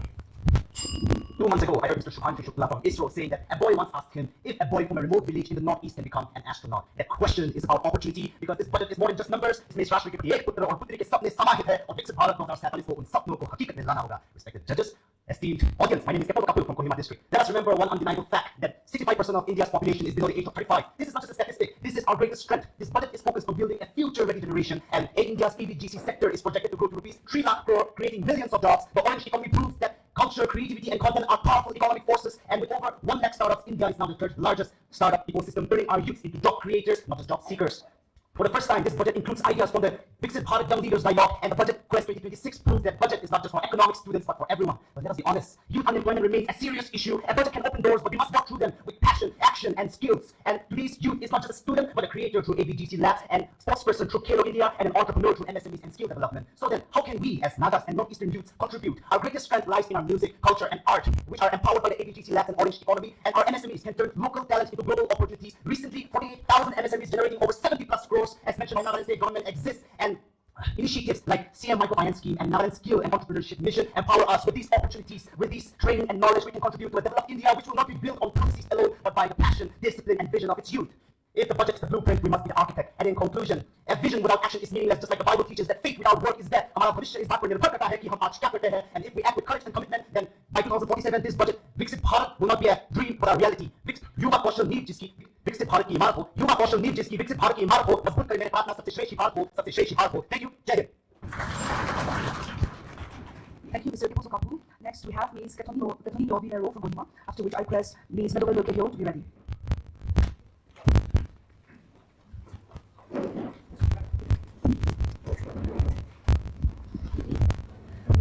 Are you ready? Yes, ma'am. Respected media on humanity, honorable distinguished guests, and my dear friends, my name is Stephanie Vivero, and when we hear a word budget, we think about numbers, policies, and taxes. But let me begin by asking a very simple question: is a budget just about numbers, or is it about shaping a nation's future? Because as a young citizen of India, I believe that it is not just a financial document, but it is a vision of what India dreams to become. We often hear that the youth are the future of India, but how long will we just remain the future? Because the truth is that we are not just the future, but we are the present force of change. And this budget, in many ways, recognizes that. Presented on 1st February by the Finance Minister Nirmala Sitharaman, the Union budget strengthens the youth towards the Viksit Bharat 2047 through the skill development, through rupees 10,000 for MNSE funds, AI initiatives like a Bharat Vistar. It promotes the orange economy through the ABGC labs in 15,000 schools, 500 colleges, and appointing and targeting 2 million jobs by 2030. And also alongside with the National Institute of Design, 5 university townships, and gross hostel in every district with rupees 12 lakh for infrastructure, focus and push on the semiconductor, biopharma, generating jobs and innovation for the youth, and also positioning the youth as the active contributors of the nation's growth. And my dear friends, my generation is full with ideas and potential, but the Viksit Bharat will not be built only by the ideas. It will be built by representation, by participation, by action, not just job seekers, but also job creators. And the budget speaks of the growth, but growth is not just GDP numbers. Growth is when a young student gets an opportunity. Growth is when direction, when the talent finds direction. Growth is when a young student gets an opportunity, and when the confidence is replaced by uncertainty. And so that the real question is not what the government is doing for us. The real question is what we are doing for India. Because as a young citizen of India, I believe that the Viksit Bharat 2047 is not just a goal, it is a shared responsibility, and that the budget strengthens the path. And we as a youth, it is our duty to follow that path and strengthen that path, because the Viksit Bharat, because the India of 2047 is not built someday, it is built today by us. Dhanyawad. Jai Hind, Jai Bharat. Okay, if I'm maybe allowed to sing. Shall we all rise and let's stretch? Stretch, so that your blood can flow smoothly. Relax, relax. We're all doing good, so far so good. As each speaker wants to present their piece, let us also clap very loudly for them, so that... Okay, they will be motivated, and also the rest will be coming up. So let us sit again and have this seat. Thank you. Thank you, Mr. Ketoni Vivero from Kohima. Our next participant is Ms. Medovel Lokebio from Kohima, after which I request Mr. Lampishe from Kohima to be ready.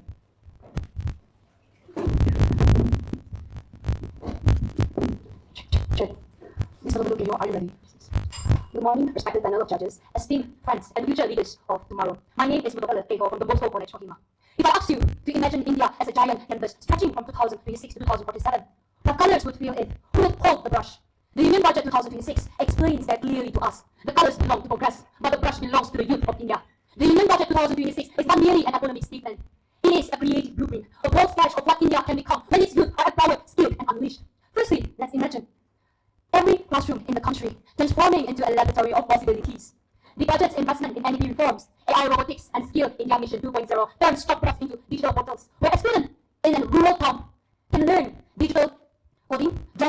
or biotechnology with the same confidence as someone in a metro. Education is not a staircase we climb. Education becomes a launchpad that shoots young Indians into the future of tomorrow.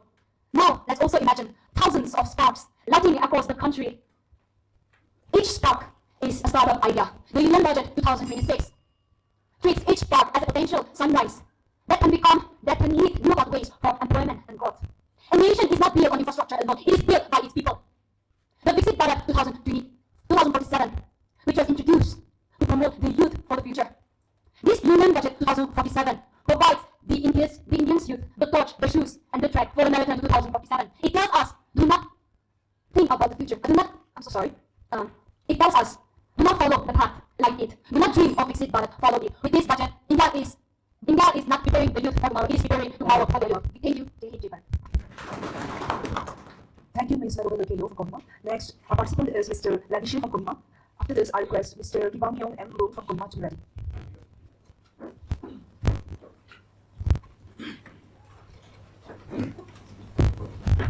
Please, Ladishin, are you ready? Yes, ma'am. Honorable Speaker, may I have the permission to speak? Respected Honorable Speaker, members of this House, and my fellow architects of tomorrow, I am Nanishi of Kohima College, Kohima. You often hear that budget is merely a document of numbers, a collator of presentations and fantasy. But today I stand before this House to say that the Union Budget of 2026-2027 is something far more profound. It is a manifesto of trust, a declaration that the brilliance of India's youth is our national resource. And recognizing this, the Union Budget 2026 has placed youth empowerment at the center of national development. Honorable Speaker, let us now examine the key pillars of opportunity strengthened by this budget. Firstly, the budget emphasizes on quality learning and employable skills, allocating over 1.3 lakh crore to educational sector. Secondly, Honorable Speaker and honorable members of this House, unemployment remains one of the greatest challenges facing youth today, and the Union Budget 2026 addresses this issue through strong support for entrepreneurship and infrastructure and industry, and through initiatives like startups and MSMEs. It aims to transform India from a nation of job seekers into a nation of job creators. Thirdly, the Union Budget continues to strengthen India's digital economy, as the digital economy is the backbone of modern development. Fourthly, Honorable Speaker, I believe that development must be inclusive, and the Union Budget 2026 strengthens schemes that ensure dignity and equal opportunity for every citizen, aligning with the broader vision of Sabka Sabka Vikas. Because a truly developed nation is defined not only by GDP growth, but by equal opportunity for every citizen. However, Honorable Speaker, a parliament that only praises is a parliament that fails its people. Therefore, while we appreciate the strength of this budget, we must also reflect critically. As we invest in modern technologies and infrastructure, we must ensure that the youth in rural and aspirational districts are not left behind. We must not just create employment, but a secure and dignified careers for the next generation. In conclusion, Honorable Speaker, the Union Budget 2026-2027 has laid foundation for the future, but we must also remember that policies alone cannot build a nation. People can. We, the youth of India, are the engine of progress. Let us work together to ensure that by 2047, India is not only economically developed, but socially just, innovative, and inclusive. Therefore, let us work together to transform this vision into reality and make India a Viksit Bharat by 2047. Thank you, Jai Hind, Jai Bharat. Thank you, Ms. Ladishin. Next, we have Mr. Kibang Hyung M. Lo from Kohima. After this, I request Mr. Peter Peter Sekose from Chumukedima to be ready.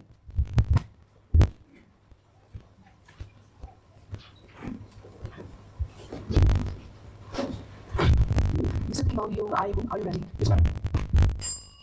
Respected Chairperson, honorable members, and to all my fellow citizens, I come from India, a country shaping its future through the Union Budget of 2026. I come from the Northeast, a region that is giving India some of its finest athletes. Now looks at the Union Budget for bigger and stronger platform. I come from Nagaland, where the youth know the way for opportunity. They look towards the Union Budget for skills, for guidance, and for a chance to prove themselves. But there must be real here.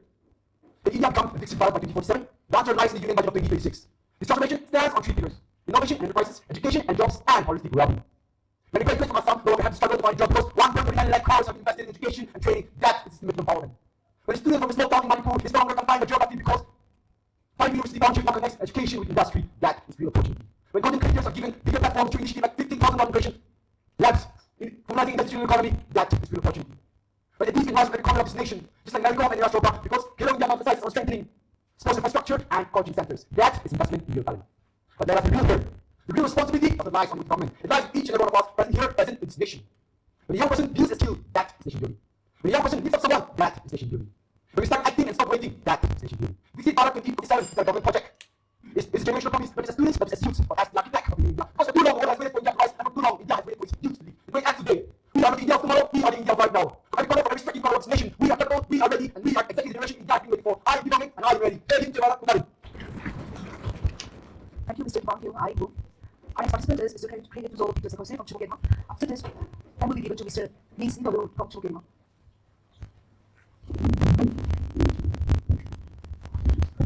Mr. Peter Sekose, are you ready? Yes, ma'am. With the permission of the Honorable Speaker, I would like to raise my opinion, or should I say idea. So, my friends, I'll take you to a new journey for this Union Budget 2026. Okay, so in this budget, let's talk about the budget once. Think about a house or a building. How is it built? It's built with bricks, it's built with mortar, it's built with cement. Right? But for saying if you also build with that, we would have millions of buildings right now. But no, it is built and it's strong and how strong. By just one thing, it is what is the foundation. And this budget 2026 is the foundation of Viksit Bharat 2047. And why would I say that? Why would me as a person really agree to that? There are so many things that the Indian economy lacks, but the Indian economy does not lack people. It is the largest population in the world and has the largest percentage of youths in the world. So we the youths, what are we doing? What are we doing? I ask each and every one of us here, Honorable Speaker, I ask each and every one of us, what are we doing as youths? There are so many schemes in this budget that are coming about. What are we talking about? We're talking about semiconductors, we're talking about job opportunities. But what are we doing as youths? As the youths of this nation, as the youth of this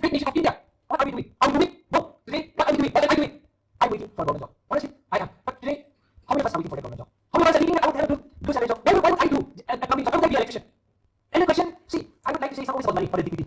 We as citizens of India, we should stand together and utilize this budget. Okay, this budget not only as a random budget, like this is opportunity, or is that. No, it is something a favor, an infrastructure that makes the foundation for us to be part of this Viksit Bharat 2047. We are the youth, we have the responsibility, and we have the utmost privilege to be part and the Viksit Bharat 2047. I call each and every one of you, my dear friends, to come together today and decide that we, as a Yuva of the nation, using the Yuva Shakti budget, we together will grow and become a Viksit Bharat, because a nation is not judged by GDP, but it is judged by the strength of its youth. It is not judged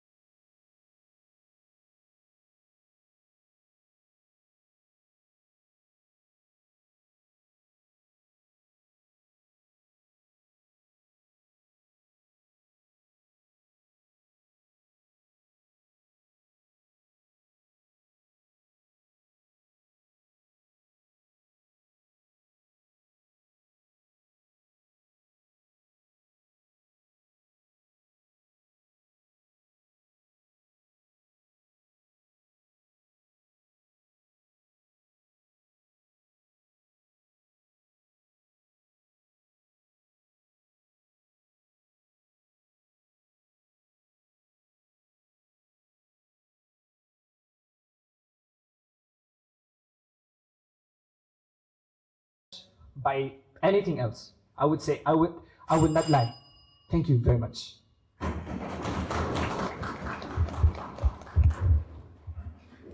Thank you, Mr. Kregetuzo Peter Sekose from Chumukedima.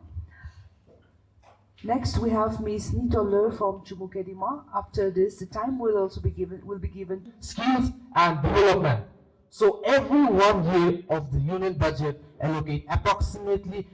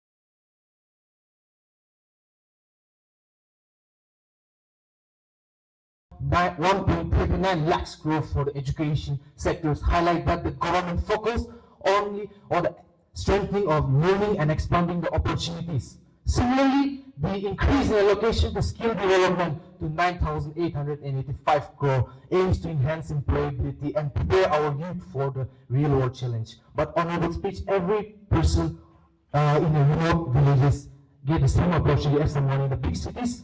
Will our policies truly reduce inequality?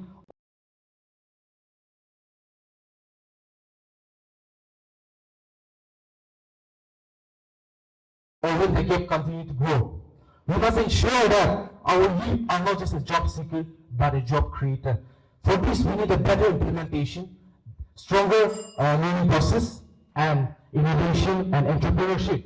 Honorable judges, as we strive and plan for Viksit Bharat 24/7, we are also marking 100 years of Indian independence, 1947 to 2047. So let us remember our youth are not just the future of our nation, but a creation of our nation, that they are its present strength. So today, if we invest in them, we are securing a better, developed, and strong nation tomorrow. Honorable judges, the time for discussion is over. The time for discussion is over. The time for action is now. So if we invest in them, as I said, we are going to get a secure and more developed nation. So if our youth fails, we fail our nation. But if we are empowered, then our nation truly progress. And as Dr. APJ Abdul Kalam rightly said about youth, the youth are the future of the nation. If they are empowered, our nation is empowered. Thank you. Jai Hind.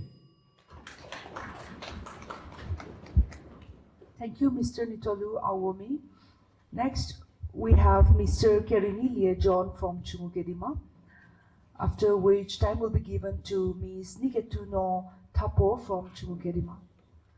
Yeah, just before that, I just want to get a clarification. We have 2 or 3 candidate, so to say, replace candidate, whether you took part in the district level or not. You took part. Which position yours in the district level? Sixth position. Okay. The one is off, then you are coming up. You are sure? Because in case if it is replaced candidate, the candidate should took part in the district level competition. That is the condition. That we will verify later on. Okay. Mr. Kerenile John, are you ready?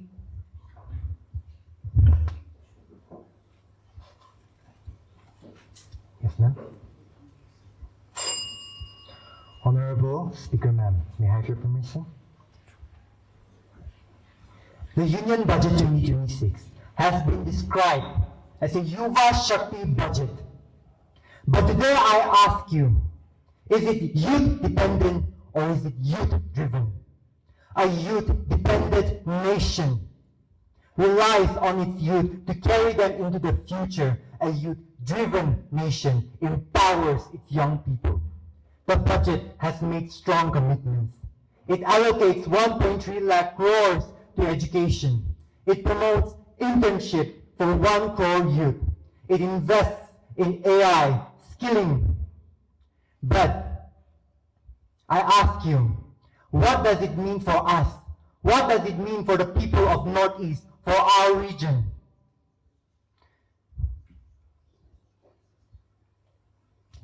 The budget speaks of 3 kartavyas. It speaks of capacity, growth, and inclusion. But if I may add a 4th, it is trust. Trust that the youth of India are not just beneficiaries. We are nation builders. If a single person from Nagaland, from any single corner of this world, from a small village can be empowered, can be told that they have the same opportunity as everyone in India, then that is empowerment. Then that is leading the way, that is strengthening the path, the youth's path for Viksit Bharat 2047.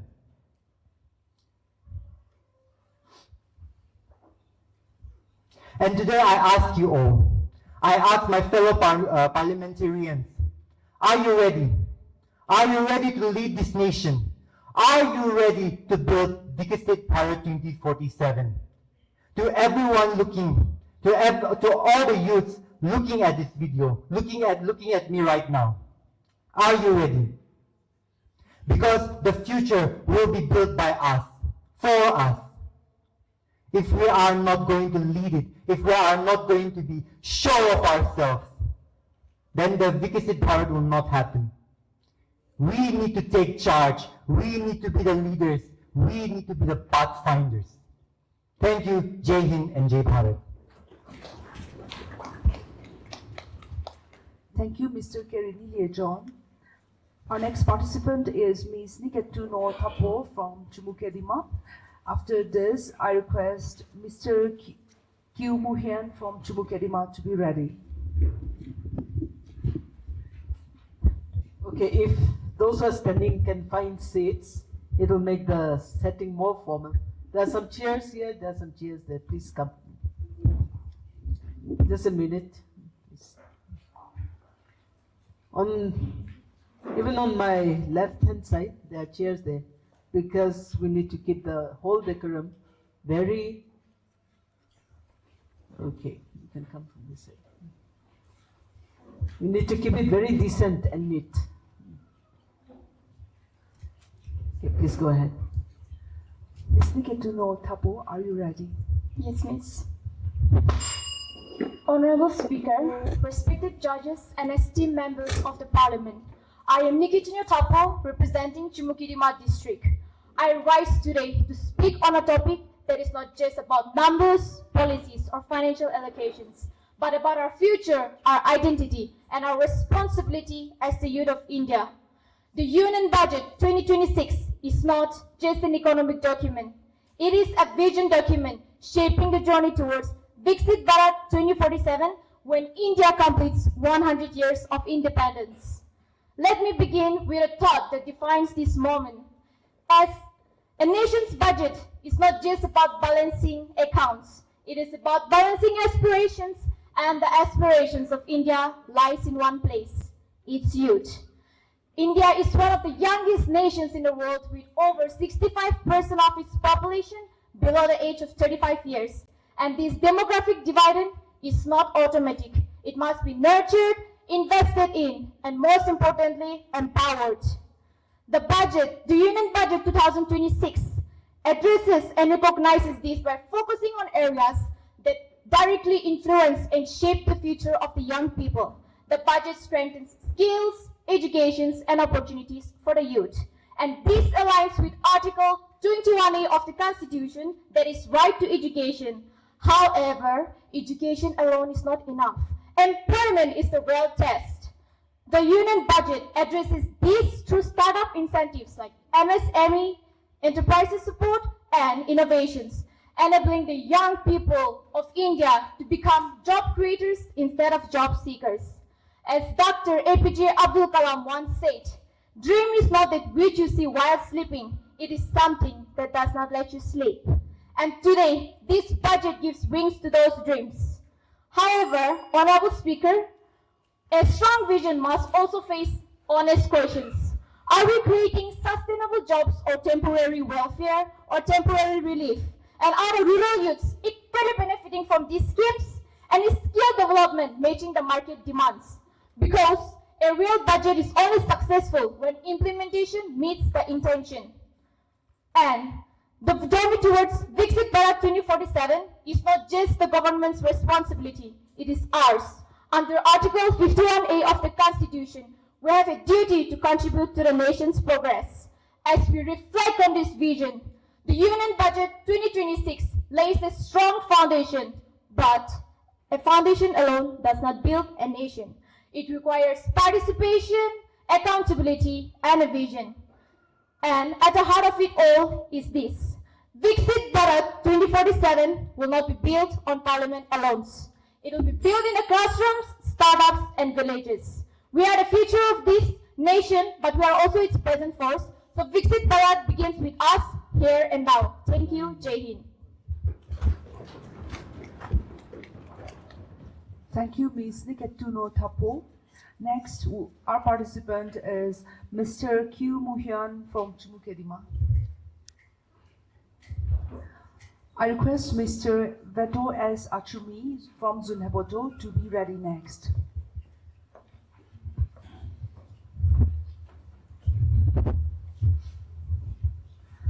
Mr. Kyu Moo-hyun, are you ready? Yes, ma'am. Hi, good afternoon. My name is Kyu Moo-hyun, representing Chumukedima district, and I have given to speak on the topic Union Budget 2026. And rightly, India's future will not be written in letters. It will be built in the hands of its young citizens. If we want Viksit Bharat 2047, we must prepare every youth, rural or urban, skilled or unskilled, to carry that responsibility. Today, when I talk about this topic, I see 4 pillars. Economically, 12.2 lakh crore has been placed into infrastructure. That is not just cement and steel. That is the road where farmer carry his harvest. The broadband and let waiver from Nagaland sell her shawls online. The loan that turned digital into a cafe. Growth will not be measured by how many Indian CEOs lead foreign companies, but by how many ordinary Indians rise with dignity. Politically, this budget is a vote of trust in youth. But trust must become participation. Why should we only dream about government job or working in big companies? Why not a dream of car mechanic from Punjab becoming best car designer in the world, or weaver from Nagaland becoming global stylish? Democracy will be sustained when every young voice, educated or uneducated, finds a place in nation's story. Militarily, India has supersonic missiles like BrahMos, Tejas, INS Virgan, so on. But these are not finish line. We must keep building smarter drones, faster missiles, and stronger cyber defense. Technologically, this budget invests in AI hubs, semiconductor parks, renewable energy apprenticeships. India hosted AI Impact Summit 2026, where billions were pledged for AI infrastructure. These are the investments of innovations. But technology must be a tool. A student in Bihar learning machine learning. an electrician in Assam installing solar panel, a coder in Mumbai building apps for artisans. These are the faces of India's future. India will not only consume technology, India will create it. Citizens, a strong GDP is meaningless if our youth are broken inside. This journey cannot be carried by government alone. It requires the cooperation of 1.47 billion Indians, from bureaucrats to sweepers, entrepreneur to farmer. Every citizen must play a role, because great nations are not built by few famous names, but by millions of ordinary hands working together. And when 2047 arrives, India will stand as a developed nation, economically inclusive, politically vibrant, technologically innovative, militarily secure, and mentally resilient. The Union Budget 2026 is not celebration of present. It is commitment to the future, and through the strength and cooperation of its citizens, India will rise to become Viksit Bharat 2047. Thank you, Jackie. Thank you, Mr. Q. Muhyan from Chumukedima. Our next participant is Mr. Beto S. Achumi from Zunheboto. After this, I request Mr. Mughaka Chishi from Zunheboto to be ready.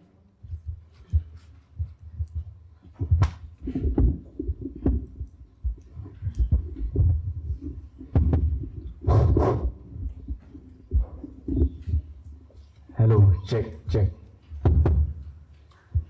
Mr. Beto S. Achumi, are you ready? Yes, please. Honorable Speaker, may I have the permission to speak? Thank you, Speaker, for the time. Greetings, ladies and gentlemen, respected panel of judges, distinguished guests, esteemed Speaker, and fellow participants. I, Beto S. Achumi, stand before you to speak on the topic Union Budget 2026, strengthening the Indian path towards Viksit Bharat 2047. Today, India stands as a nation with the highest population, with nearly 50% of its citizens below the age of 25, making it a nation where the youth forms the key player for a nation development. The Union Budget, highlighted by our Honorable Finance Minister Nirmala Sitharaman on 1st February 2026, stands out to be a promising financial document made to empower youth and help them thrive towards the Viksit Bharat 2047, a fully developed India. This Union Budget prioritizes the skill development under initiatives like the National Apprenticeship and Training Schemes, modernizing the industrial training institutes, and it enhances the education system through the digital infrastructure. It also enhances the sports career through Khelo India mission and encourages the renewable source of energy, all in line with the vision of self-reliance. It further boosts the orange economy, which enables and empowers the youth to monetize their creativity and encourages innovation and entrepreneurship through Startup India with 10,000 crore fund. So through these initiatives, it enables the youth to gain knowledge and go hand in hand with the learned skills, encouraging investment in digital platforms, investment in eco-friendly industries, ensuring green growth, and boosting economic growth and social welfare.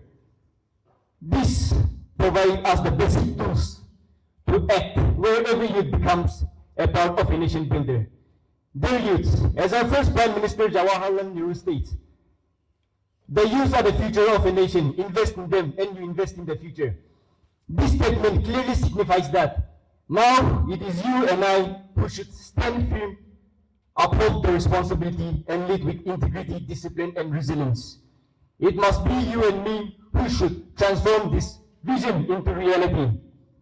Let us grab the opportunity and hustle with courage and dedication and prove to the world that strength that lives in the soul of every Indian youth in paving the way that will propel India to be the third largest economy. To conclude, let us not be a mere spectator, but through our collective effort, let us be the actor who built it. Thank you. Thank you, Mr. Beto S. Achumi from Zunheboto. Our next participant is Mr. Mugaka Chishi from Zunheboto, after which I request Ms. Isakali G. Yepto from Zunheboto to be ready.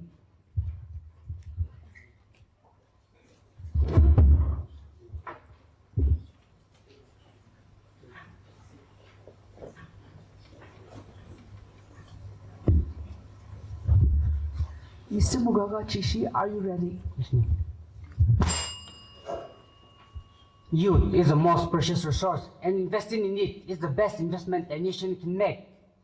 Respected Chairperson, honorable judges, and my fellow citizens, today I stand for you to speak on the big 50 years of emergency lesson for Indian democracy. Thank you.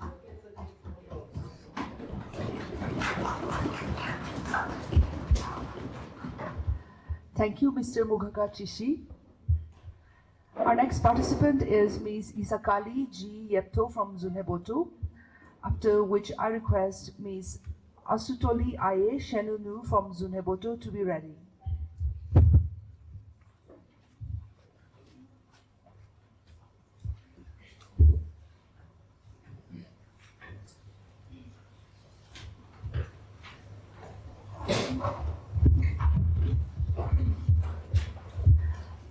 Ms. Isakali G. Yepto, are you ready? Yes, ma'am. Honorable Speaker, may I have the permission to speak? Today, I, Isakali G. Yepto, stand here to talk about a vision, a dream called Viksit Bharat 2047. As I deliberate on this budget, I am not discussing about a financial statement, but I am looking forward to a foundation of Viksit Bharat 2047. This budget recognizes that the youth are not only the future of tomorrow, but we are an active partners in the transformation of today. It emphasizes that the degree is not enough anymore. It is a reality, and it is true that degree can give us interview, but it is our skill that will get us a career. The budget highlights that the government is establishing 5 universities, townships, next to industries and manufacturing corridors. The budget also further emphasizes on providing funds of 10,000 rupees crore for the young Indians who wish to start a business. We don't need a rich background to have a big future. We just need an idea and a will to work hard. The budget also furthers on emphasizing on investing on sports, science and stadium under the Khelo India, empowering the youth to be a champion. The government is supporting content creators, gamers, emphasizing that digital skill is the future of Indian economy. Viksit Bharat is not a destination, but Viksit Bharat is not a distinct, but it is a destination that we are looking forward. As India set its goal towards the 100 years of independence, let us carry the spirit of Yuva Shakti forward. Jai Hind.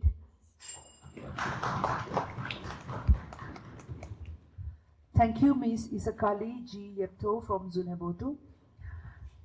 Our next participant is Ms. Asutoli Aye Shenunu from Zunheboto, after which I request Ms. Aloino Kapoor from Zunheboto to be ready.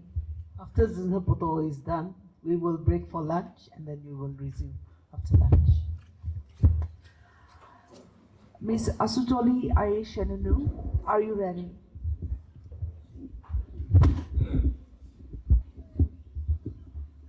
Yes. Honorable Speaker, may I have your permission to speak? Good afternoon, everyone. I am Asutoli Aye Shenunu. Today, I'm standing here to speak on how Union Budget 2026 strengthens the Indian youth path towards Viksit Bharat 2047. It's not just about the budget, but our future. Friends, picture 2047. Our children thriving in a strong, self-reliant India. Now, this future demands preparation along with youth leadership, and Union Budget 2026 strengthens it through youth empowerment. Now, the real question is, how does it strengthen our path? It strengthens our path through 4 clear promises. First, wings to entrepreneurship.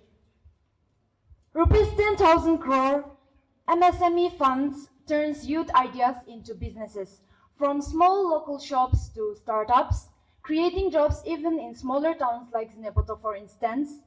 Second, roots that reach high for you.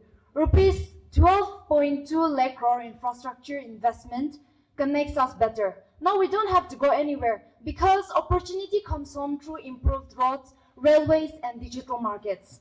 Third, voices that echo.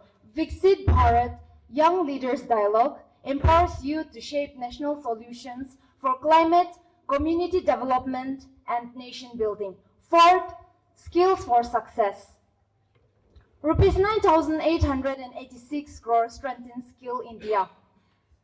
Now they are upgrading 1,000 plus training centers, preparing us for real jobs in AI, manufacturing, and green tech. Respected Speaker and friends, the Union Budget 2026 isn't just numbers. It's our path towards 2047. It is a sacred roadmap etched with our collective dreams and determination. The budget is telling us that we are not just part of the future, but we are the ones who will build it. Viksit Bharat starts right here in Jaffa Christian College, in Kohima, in Nagaland, and it most importantly begins with you and me. So we commit today. We will build new businesses. We will connect our communities. We will shape national solutions, and we will master new skills. Viksit Bharat is our responsibility. Let us embrace it with all our heart, for the youth of India are ready to lead. Thank you. Jai Hind. Thank you, Ms. Asutoli Ayeshanunu from Zunheboto. Our last participant before the lunch break is Ms. Aloino Kapo from Zunheboto.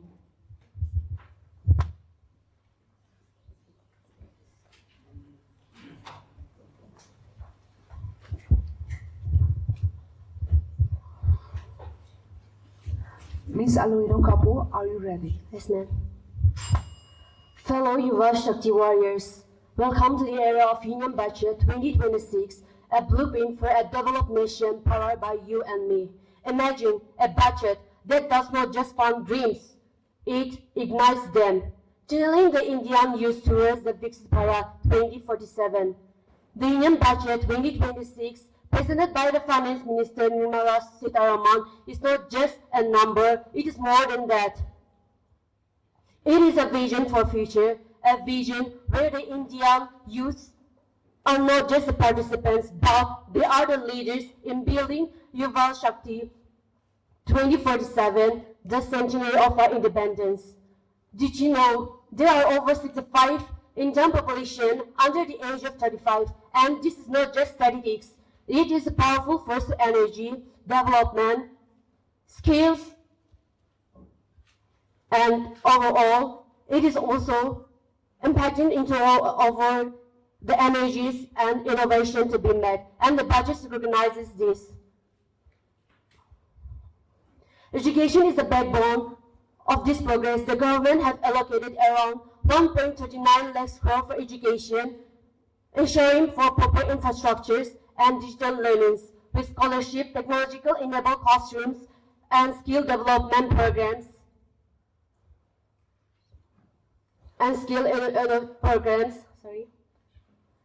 It has made the Indian youth to be strong enough to create a nation to become a job creator rather than asking for job seekers. Sustainability is also a key. The budget invests in the green energy, smart cities, and also the climate-friendly jobs, ensuring that India leads India not only to an economic growth, but also to a more sustainable and responsible future. So let us take these challenges with courage, with innovation, and with responsibility, because a Viksit Bharat 2047 is not just a dream. It is a vision for our mission, our journey, and our destiny. Dream big and do big. Thank you.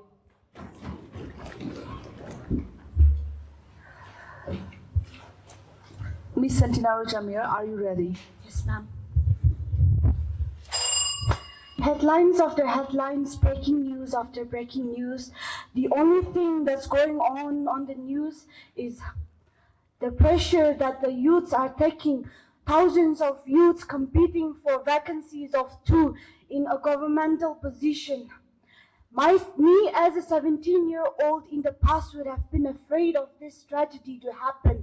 But today, standing here as a 20-year-old student, I am not afraid to say that my skills will fend for myself in the future. My skills will fill my stomach in the future. Greetings to the House, Honorable Madam Speaker.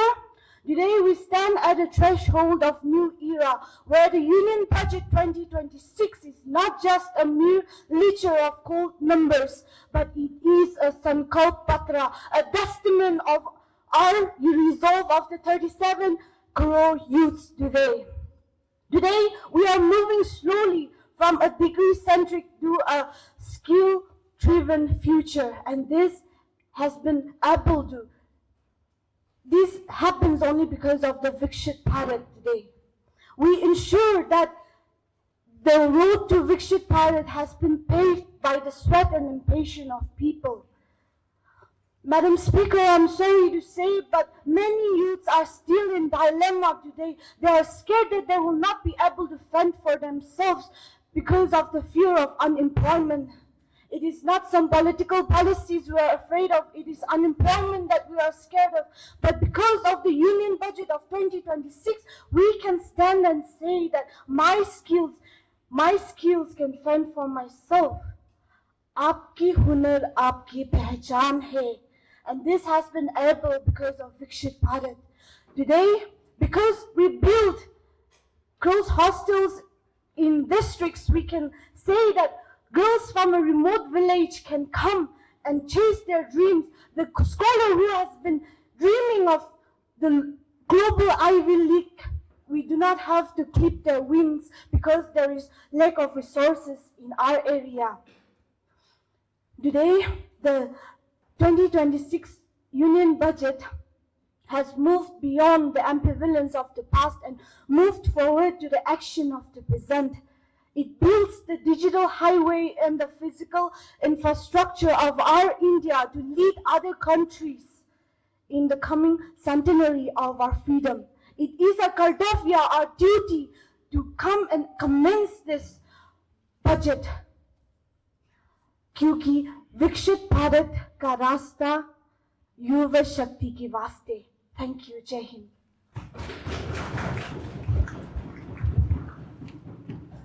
Thank you, Ms. Centenaro Jamir from Mogokchung. Our next participant is Ms. Bendangyenla from Mogokchung. Next, I request Mr. Putusosang T. Jamir from Mogokchung to be ready.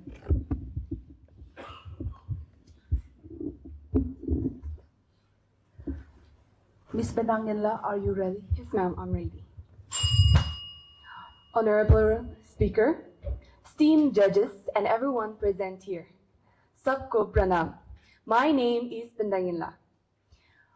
ये budget सिर्फ आज का विकास नहीं, कल का विश्वास है, जहां हर युवा का सपना कल भारत का शक्ति होगा और 2047 तक भारत दुनिया की सबसे आर्थिक इकोनॉमी बनेगा.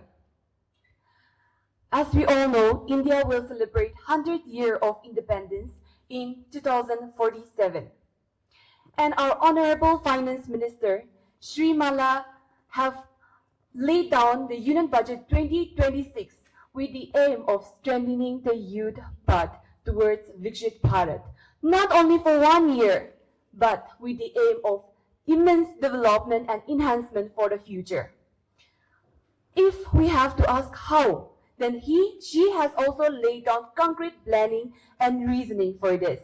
First, I would like to point out the most heated topic in India, that is unemployment. Yes, everyone will agree. And we all are scared of that because after we graduate, where will we go? That's the question that is in our head. But this budget has given us the pathway for that through MSME, which creates maximum amount of employment. I've seen a comment in the social media from a youth saying that this budget is just selling of dreams. No, it's not selling of dreams. To accomplish great things, we must not only act but also dream, not only plan but also believe. Secondly, I would like to point out the rural and infrastructure development from rural to urban, which creates connectivity between the rural and the urban. We often see that the rural are not getting same equipment as the urban, but this budget has ensured that everyone and every person in every corner of the India is equipped and skilled to provide in the nation building. Thirdly, most importantly, women empowerment. By how? This women empower has been the victim from the history till now. Through this budget, it has given the women to empower and bring themselves in the public through providing at least one hostel in every district to make the women also a part of youth. Okay, women also are part of youth in contributing to nation building. Now, I would say that it would be really stupid to call this 2026 as selling of dreams. It is very easy to point out one mistake, but very hard to encourage and appreciate the hard work and dedication that a leader or a citizen inculcate in building a nation. Therefore, I strongly believe that this 2026 union budget will lead us to greater success and empowerment of youth. Thank you.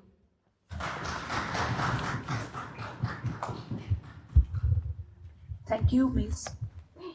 Bandangin from Mokchung. Next, we have Mr. Putusosang T. Jamir from Mokchung. Next, I request Mr. P. Witpong Konyak from Mokchung to be ready.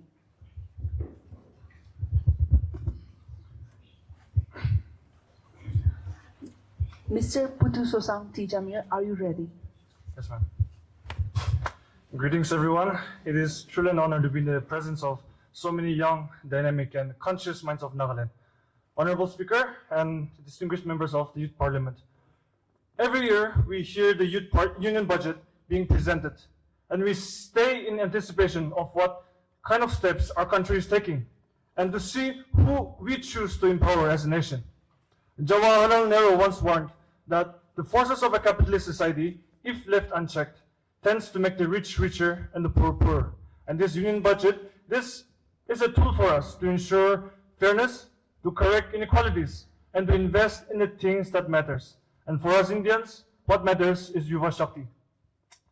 I would like to state my immense appreciation to the budget.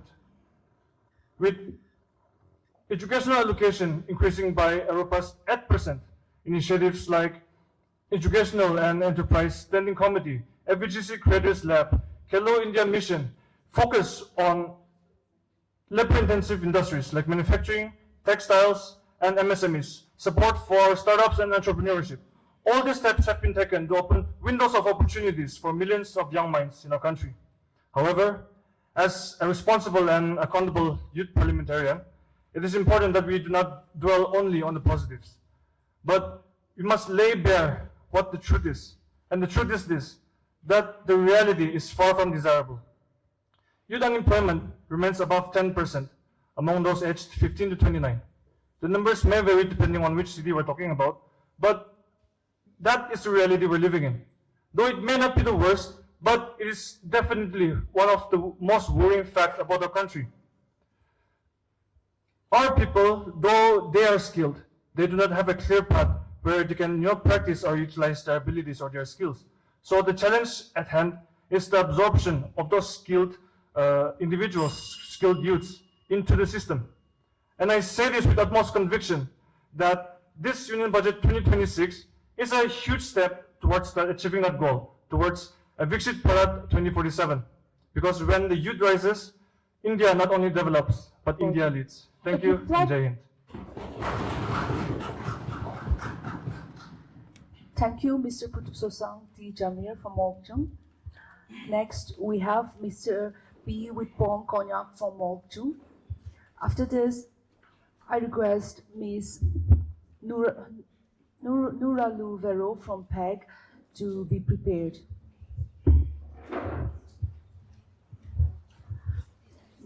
Mr. P. with Pongkonyak, are you ready? Yes, sir. Ladies and gentlemen, we stand today not in confusion, but at the destiny of our country. This Union Budget 2026 is not merely a document of numbers. It is a declaration of intent, a bold statement that India will not wait for the future, but shall strive forward with strategy and the powerful energy of its youth. This budget recognizes the fact that India is a young nation.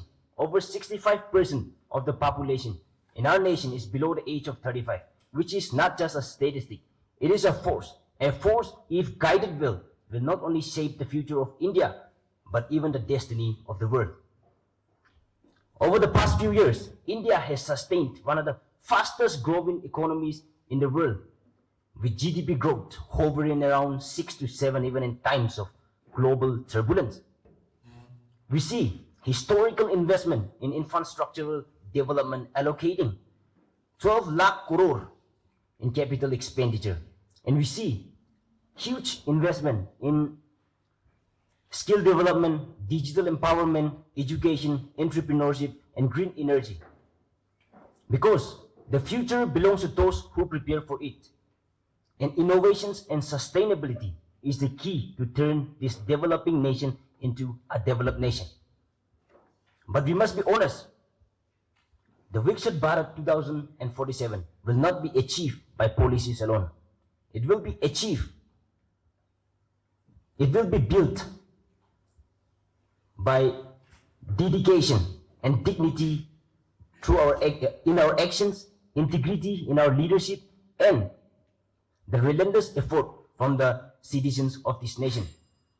So let us rise above division and above doubt and make this budget not just a policy, but a guiding principle for this future and a developed India 2047. Thank you.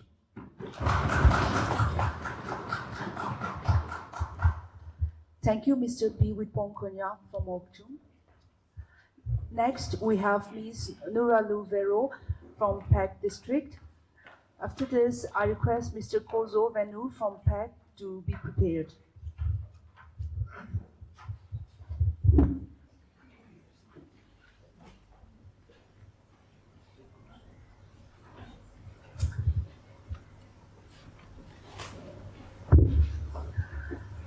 Ms. Nuralu Vero, are you ready? Yes, ma'am. Honorable Speaker, I seek your permission to speak. Thank you, Honorable Speaker. India does not lack talent. India does not lack dreams. But what India needs is the right political direction for its youth. And that is exactly why the Union Budget 2026 becomes important. India today is one of the youngest nations in the world. Nearly 65% of our population is below 35. This is not just a number, it is the responsibilities. Because the journey towards the Viksit Bharat 2047 will not be built by policies alone, but by energy, skills, and ideas of young people.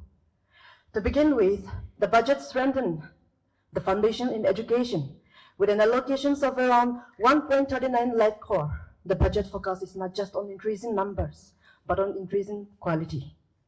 Because in today's world, the education is not about memorizing the facts. It is about learning how to think, how to innovate, and how to solve problems. Moving forward, the budget invests in the future innovation. A deep technical fund of around 20,000 crore is a powerful step. By supporting innovation, the budget is encouraging the young Indians to not just follow the world, but to lead it. Further, it raises opportunities through development. With an allocation of around 12 lakh crore, the budget is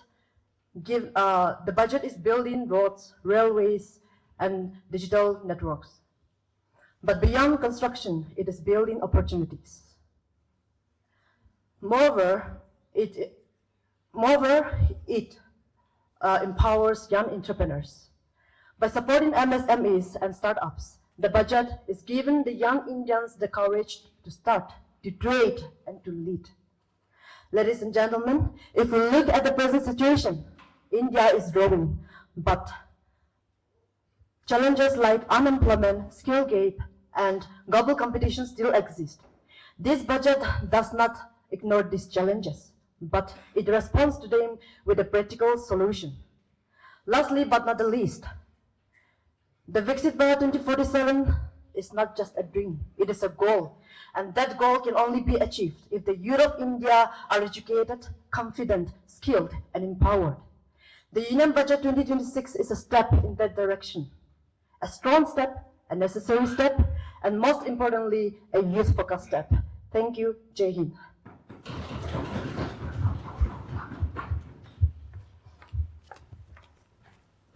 Thank you, Ms. Nura Luvero.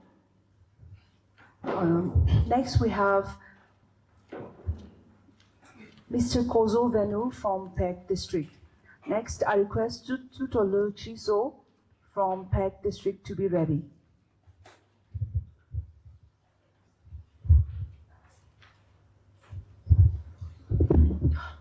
Honorable Madam Speaker, may I speak? आज मैं सिर्फ budget पर नहीं बल्कि हमारे देश हमारे भारत के युवाओं का आवाज को उठाने के लिए खड़े हूं. The Union Budget, it is not simply a financial statement. It is a reflection of our responsibilities, our priorities, our vision, and the future we choose to build for our nation, the future of our youths. As India moves towards the dream of Viksit Bharat by 2047, we must first ask ourselves, are we truly preparing the youths to lead this future, or are we leaving them? Are we leaving them to navigate it alone? Ours is a nation blessed with one of the largest youth population in the world, with over 65% of the population below the age of 35. This is not an advantage, but rather a responsibility.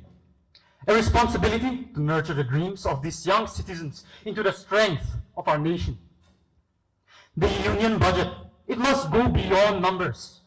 It must invest, it must inspire confidence. It must create pathways and ensure that every young individual, regardless of their backgrounds, participate.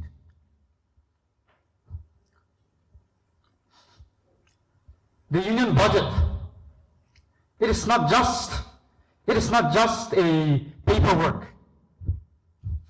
The challenges that we face now are not just education. It is not just education, but rather it is employability.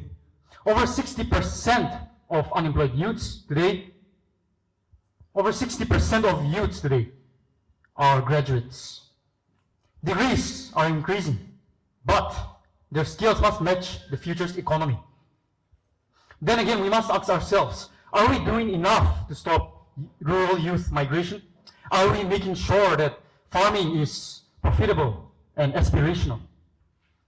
Education must evolve to the youth of India who are creators, innovators, and leaders in the making. Our youths must not just adapt, they must lead. APJ Abdul Kalam once said, "सपने वो नहीं होती है जो आप सोते वक्त देखती है, सपने वो होती है जो आपको सोने नहीं देती." Let us all not just focus on economic growth, but rather on human potential. Because when the youths of India are inspired and empowered, India does not merely progress, it transforms, it leads. And with this mindset, let us all move towards the dream of Viksit Bharat. We the youths, the future of this country. Thank you very much. Dhanyavad. Jai Hind. Thank you, Mr. Kozo Venu from PEC. Next, our participant is Ms. Tutolu Chizo from PEC. And after that, I request Mr. Kukrune Venu from PEG to be ready.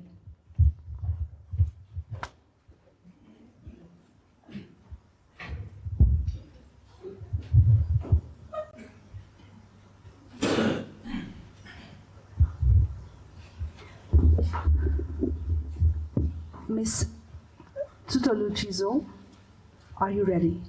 Yes, ma'am. Honorable Madam Speaker, और आप सभी को मेरा नमस्कार। किसी राष्ट्र की शक्ति के उसके संसाधनों में नहीं, बल्कि उसके यादों की क्षमता में निहित होती है। The strength of a nation lies not in its resources, but in the potential of its youth. With this belief, I would like to present my views on the Union Budget 2026, which reflects a strong commitment and to empowering young Indians and advancing India's journey towards Viksit Bharat 2047. Firstly, the government of India has made a record allocation of rupees 1.39 lakh crore to the education sector. This significant investment aims to strengthen schools, expand higher educations, and promote digital learning, encouraging that young citizens receive equality and future-ready education. Today, large-scale national programs like Viksit Bharat across all states, districts, and educational institutions have brought up to implement the budget. Honorable Speaker, the Union Budget 2026 presents a strategic and a forward-looking investment in India's youth. By strengthening schools, by strengthening education, promoting skills development, and encouraging technologies and employment, it is strengthening the Indian youth's path towards the vision, towards achieving the vision of a developed and a self-reliant nation by 2047. आज युवाओं को सशक्त बनाए तो देश का भविष्य स्वयं सुरक्षित हो जाएगा. Empower the youths today and you secure the nations tomorrow. Thank you very much, Honorable Speaker. Jai Hind.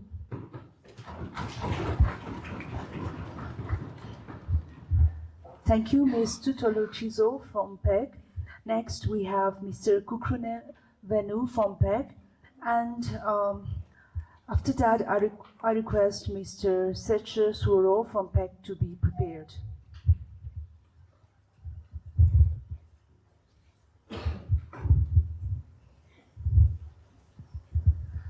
Mr. Kukrune Venu, are you ready?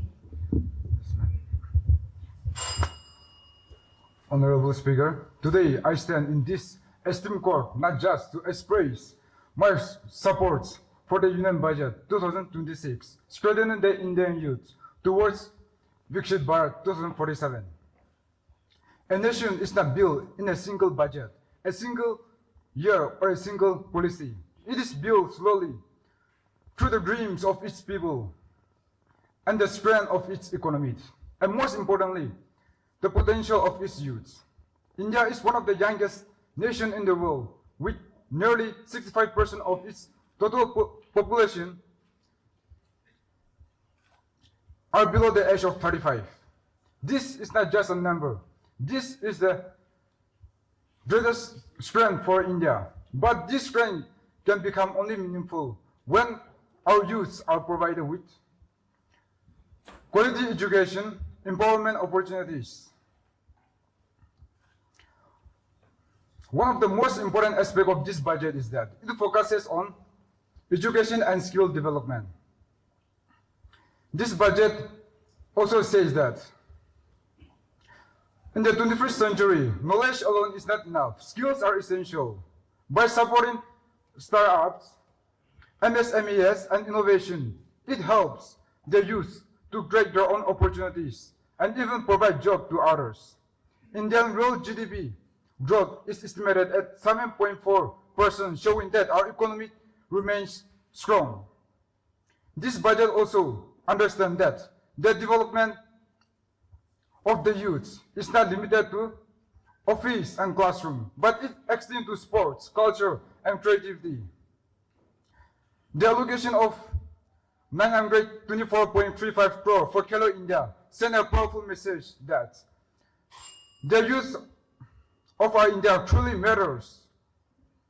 Viksit Bharat 2047 will not be achieved by infrastructure alone, but by investing in human potential, not only by building roads, but by building capable young minds, not only by increasing GDP, but by increasing opportunities. If India truly aims to achieve Viksit Bharat 2047, empowering our youth is not a choice. It is necessity. Therefore, I firmly believe that the Union Budget 2026, by focusing on empowering youth, is an important step towards a stronger economy and developed India. With full faith and responsibility, I stand and support for this motion. Thank you. Thank you, Mr. Kukrune Venu. Next, we have Mr. Shecher Swaro from PEC. After this, I request Mr. Lumliba Sangdam from Kipire to be prepared. Mr. Shecher Swaro, are you ready? Yes, ma'am. A nation's true strength ultimately lies in the strength of its youth. Honorable Speaker, ma'am, let me start with a simple truth. India doesn't lack talent. India doesn't lack ambition. What India lacks is enough opportunity at scale. And the budget 2026 begins to change that. Because this budget is not just numbers on a paper. It is a statement of intent that the youth of India are not just the beneficiaries of growth, but we are going to be the drivers of the Viksit Bharat 2047. Today, over 65% of the population of India are under the age of 35.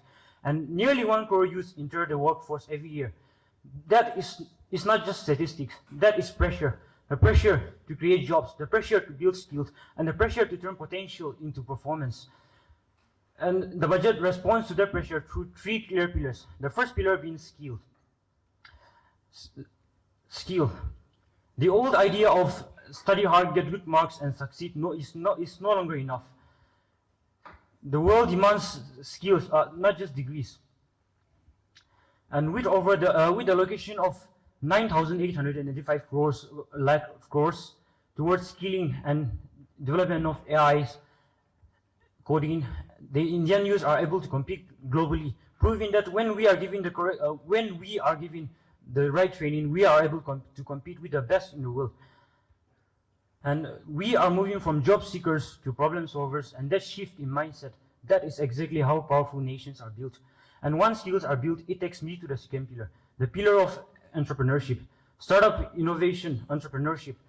This is where the real growth happens. Today, India has over 1 lakh startups, making it the 3rd largest startup economy in the world. And with 20 lakh crores sanctioned through Mudra and a strong MSME support, the youth are not just participating in the economy. The youth are building it. And the third pillar, the pillar of inclusion, because real growth cannot be meaningful unless it is shared. Today, with over 85 crore internet users, the youth are able to, a young person from a small village is able to access the same opportunities as someone from a big city. So this budget gives us the platform, the direction, and the tools, but the future depends on us. Because 2047 is not far away, and by then we won't be the youth anymore. By then we will be the one in charge of this nation. Thank you, Jay. Thank you, Mr. Shecher Swaro. Next, we have Mr. Lumliba Sangtam from Kipire. Next, I request Ms. Atala H. Sangtam from Kipire to be ready. Mr. Lumliba Sangtam, are you ready? Yes, ma'am. future belongs to those who prepare for it today, said Pandit Jawaharlal Nehru. Most respected Speaker Ma'am and all the members of this House, my name is Lamli Basangtam from Kifri District. Much delighted to speak my thoughts on the Union Budget of 2026, strengthening the Indian youth's path towards Viksit Bharat 2047. India, with over 371 million young population, we, Speaker Ma'am, we are the largest youth population in this world. India's youth population is our most powerful strength towards achieving this Viksit Bharat 2047, and that is where our Union Finance Minister's vision of this three kartavyas, which the second kartavya, which she put forward, stating, which says fulfilling aspirations and building capacity, which focuses on youth. Speaker Ma'am, I believe that education is the most powerful tool towards youth empowerment. With emphasis and so much investment on education, I envision for a reform in our education system where the youth are able to come up with original, authentic thoughts, authentic ideas, and not just produce information and numbers, facts, but rather come up with innovative thoughts, innovative ideas, and innovations, which does not only empower India, but it spreads globally. Secondly, I have faith in initiatives like semiconductor and Make in India. I believe that with such initiatives, India will be dependent and will be less dependent on foreign exports. Also, I believe that these initiatives should reach all the sections of the community. Viksit Bharat is when Dalits, Brahmins, tribals, and all women are empowered and contribute their very role towards this vision of Viksit Bharat. They are members of this House. Viksit Bharat 2047 is not just a milestone. It is a mirror that will reflect what we did with our youth, our ideas, our courage, and our creative endeavors. The more the youth is empowered to experiment and take action, the more we are closer towards achieving this Viksit Bharat of 2047. Thank you. Thank you, Mr. Lumliba Sangtam. Next, we have Ms. Atala H. Sangtam. After this, I request Ms. Chomang Pila S. Sangtam from Kipire to be prepared. Ms. Atala H. Sangtam, are you ready? Yes, ma'am. Respected Honorable Speaker, ma'am. Namaskar. My name is Atala from Sisaji Presidency College, Kifri. Today, as we gathered here to participate for the state level Viksit Bharat Youth Parliament with the theme Union Budget 2026, strengthening the Indian youth path towards Viksit Bharat 2047 is both timely and inspiring. The Union Budget 2026 has placed India's youth at the center of our nation-building journey. With a massive push in capital expenditure, innovation, skilling, and entrepreneurship, this budget is truly a Yuva Shakti budget. For the youth of Nagaland and for the Northeast, this opens new opportunities, creating millions of high-quality jobs in technology, tourism, and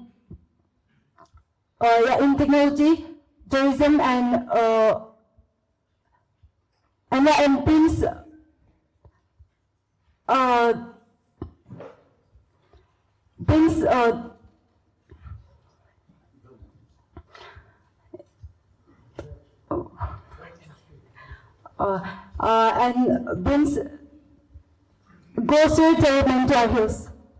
The Union Budget 2026 also gives a strong push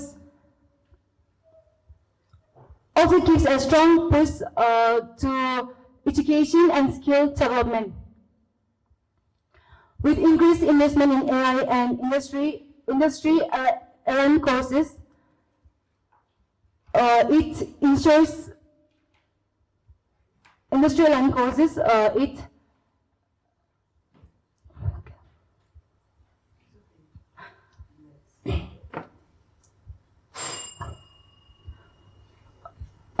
The Union Budget 2026 gives strong push to education and skill development.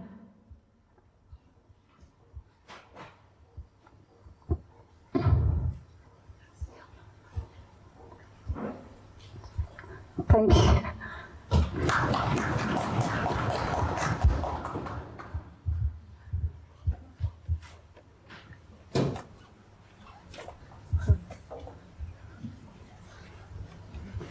Thank you, Ms. Atalait Sangtam.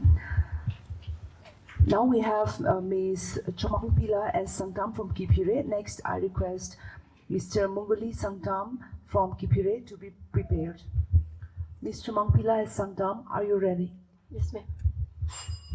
युवा है देश के भविष्य नहीं बल्कि देश के सबसे बड़ी ताकत है. Most respected honorable speaker, judges, and all the members here. My name is Chamampila S. Sangdam from Zisaji Presidency College. Today, I rise to share my views on the topic Union Budget 2026 under strengthening the youth. Union Budget 2026, strengthening the Indian youth's path toward Viksit Bharat. Let me begin with a simple yet powerful questions. If the future of the nation depends on its youth, then what are we doing today to empower them? Because the answer to these questions will decide whether India becomes a developed nation by 2047 or just continues to dream about it. India is not just a country of 1.47 billion people. It is a nation powered by dreams, driven by ambitions, and led by its youth. And if we truly aim to become a developed nation by 2047, the foundation must be built on young minds today. The Union Budget 2026 recognizes this power. It invests in education and skills development, not just to create degree holders, but to create skills, confidence, and future-ready individuals. Because today, in this world, it is not just what you know, but what you can do that defines your success. The budget also addresses one of the biggest concerns, that is unemployment, by promoting startups, innovations, and entrepreneurship, promoting youth from job seekers into job creators. This is not just an economic change, it is a mindset revolution. Dear friends, this budget is not just a numbers on paper. It is about the dreams of nations, potentials of an individuals, and future of a nation.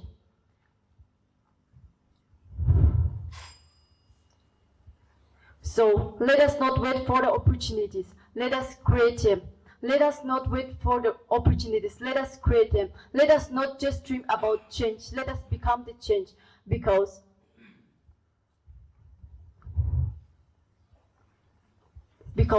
the road to Union Budget, the road to youth, because the road to Viksit Bharat 2047 does not begin in future. It begins with us right here, right now.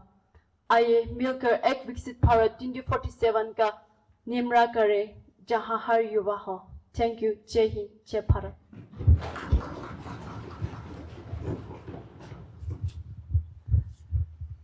Thank you, Ms. Chomangpila S. Sangtam. Next, we have on stage Mr. Mungoli Sangtam from Kipire. I request Ms. Atila Anar from Kipire to be prepared after this. We're almost about to be over, so give very loud applause to the speakers. Yes.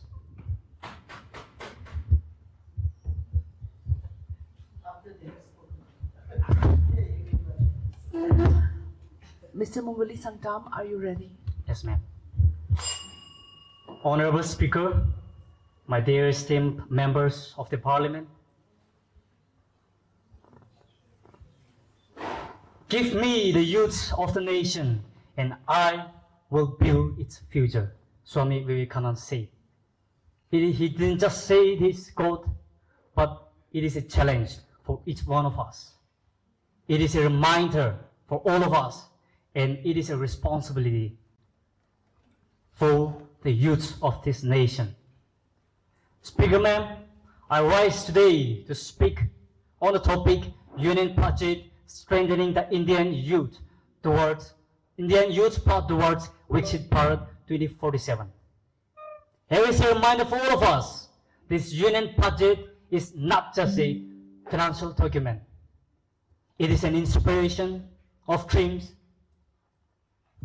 It is the dreams that becomes a reality. So, which we have to take it seriously. India has a historic moment with 65% of its population under the age of 35 years and 27% of youth under the age of 15 and 29 years. And I believe 90% of the youths are in this house, sitting here, sharing your thoughts, sharing your visions. I want to encourage all of us. We are here not speaking the speech which we have prepared, but we are here sharing our visions, our thoughts, because we are the responsible leaders.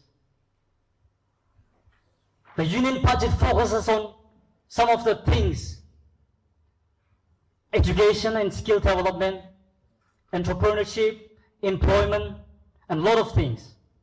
But the problem, the struggles still remain the same. I come from the easternmost district of the state, and I know the struggle, and I know the stories, and I know the silent battles of the youth.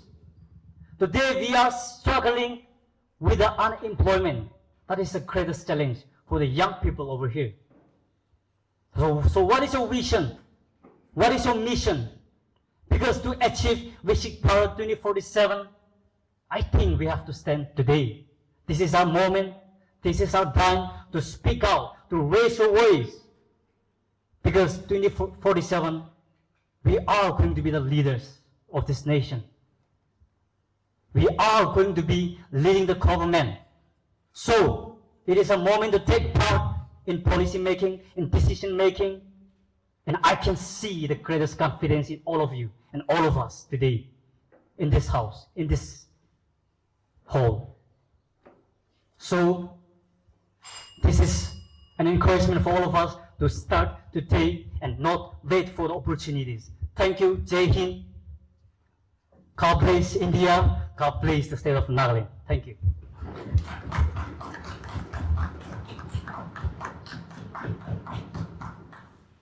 Thank you, Mr. Mungoli Sangtam. Our next participant is Ms. Atila Anar from Kipire. Next, I request Ms. Shelam Kyamyongan from Tiansang district to be prepared. Ms. Atila Anar, are you ready? Yes, ma'am. Honorable Speaker, may I have your permission, please? Let me begin with a question. If not us, then who? If not now, then when? Today, I speak on the topic Union Budget 2026, strengthening the Indian youth path towards Viksit Bharat 2047. My dear friends, India is a young nation, but are we waiting and watching others to build our future? By 2047, India will complete its 100 years of independence, the same year India vision to be Viksit Bharat 2047. Today, my dear friends,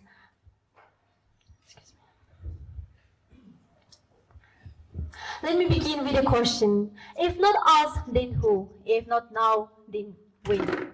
My dear friends, India is a young nation, but are we waiting and watching others to build our future? By 2047, India will complete its 100 years of independence, the same year India vision to be Viksit Bharat 2047. That future will not be built by policies alone, but by investing our energy, skills, and courage. Let me draw your attention to Union Budget 2026. Its total outlay is rupees 53.5 lakh crore. Rupees 12.2 lakh crore has been allocated to infrastructure, but opportunities and investment are meaningless if the youths are not ready. Rupees 1.39 lakh crore has been allocated to education. There arises a question. Are we really pursuing skills or just collecting degrees? Because the world today does not reward certificate, it rewards competence. Rupees 1.5 lakh crore had been allocated to health and well-being. India needs a robust health infrastructure, not only confined to major cities, but even in the remotest part of our country. So today, I stand here to remind that Viksit Bharat 2047, the Union Budget 2047 is not just numbers and papers, but it is a signal that India is ready to move forward. But if the youth sleep, India will slow down. If the youth rise, India will rise faster than ever before. In my eyes, the greatest weakness of today's youth is not acting even after knowing. So today, I stand here to wake up my generation because Viksit Bharat 2047 is not just a government mission. It is our responsibility. So come, let's start building Viksit Bharat 2047 by today. We can and we will succeed. Jai Hind.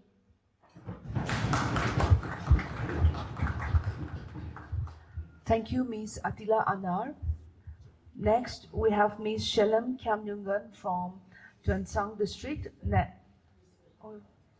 Okay, sorry. Next, we have Mr. Shalem Kamyungan from Tuensang District. After this, I request Mr. Bamoyan Jong from Tuensang to be prepared. Mr. Shalem Kamyungan, are you ready? Yes, ma'am. Honorable Speaker, I bring warm greetings from the land of cultures, Tuensang District. My name is Shalem N. Kamyungan. I'm from Saojang College, representing Tuensang District. Honorable Speaker, India today stands at a defining moment of its journey. With over 65% of its youth population below the age of 35. India is not just a young nation, but a nation powered by Yuva Shakti. At the outset, this budget is forward-looking. It focuses on education, entrepreneurship, skill development, and digital innovations and infrastructure.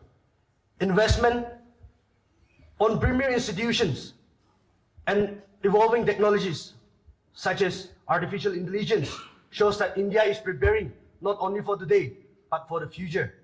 By 2030, India is set to produce the highest workforce, which means that the global economy will increasingly carry Indian imprint. And this 2026 Union Budget lays the groundwork for that.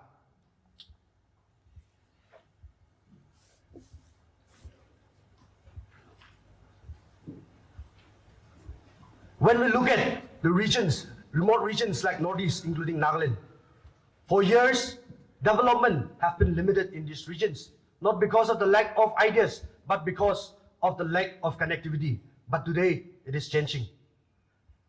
With improved roads, access to digital accesses and infrastructures are bringing opportunities closer to people. This is where policy meets people and visions becomes a reality.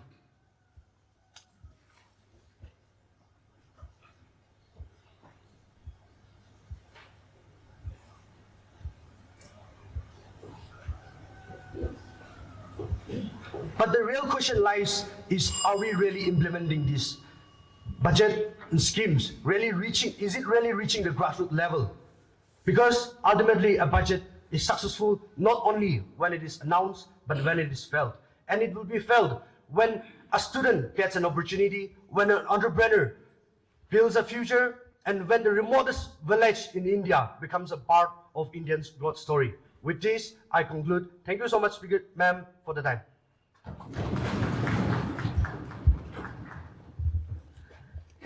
Thank you, Mr. Shalem Kamyungan. Next, we have Mr. Bamoyan Jong from Tuensang. And next, I request Ms. Shalula K. Chang from Tuensang District to be prepared. Mr. Bamoyan Jong, are you ready? Yes, ma'am, I'm ready.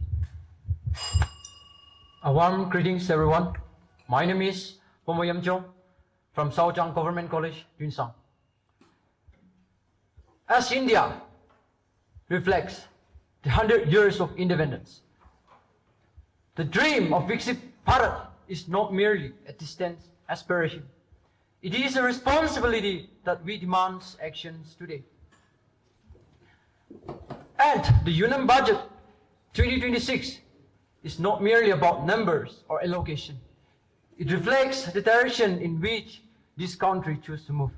With this thought, I raise not only to discuss on budget, but to question it, to challenge it, and at the same time, to acknowledge its vision.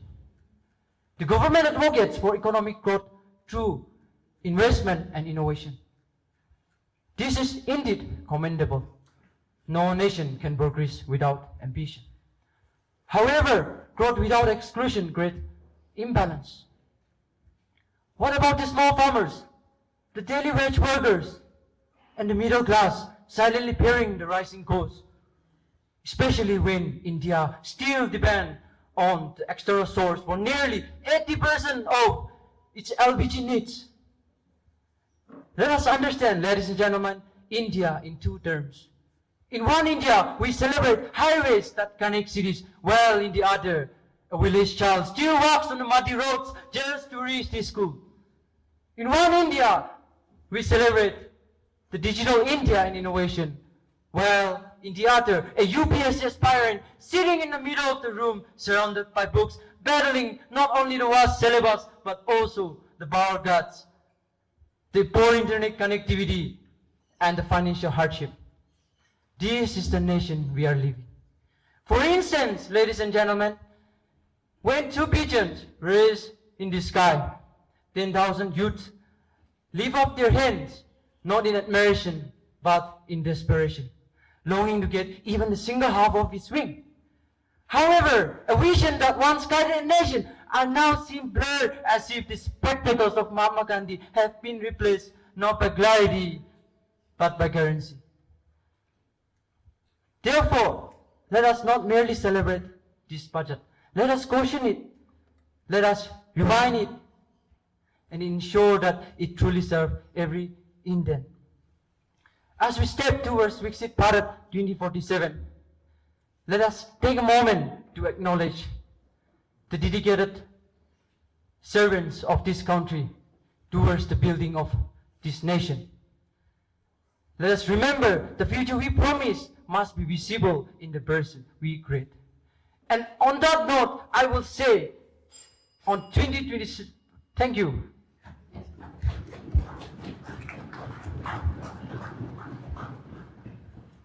Thank you, Mr. Pamoyenjong. Our last participant for today is Ms. Shelula Kechang from Tuansang.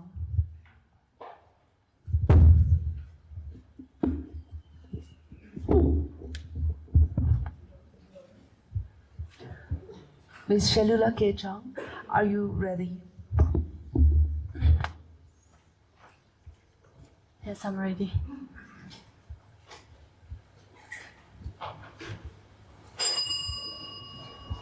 सभी को namaste. My name is Shilula, representing Saujong College, Tuansang District. Well, let us look around the populations of the females. I believe when budget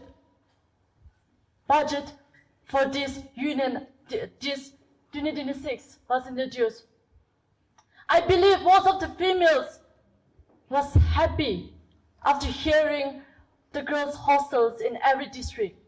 I'm also the one. But सवाल ये है कि budget अच्छा है और बुरा. सवाल ये है कि this budget सवाल ये है कि this budget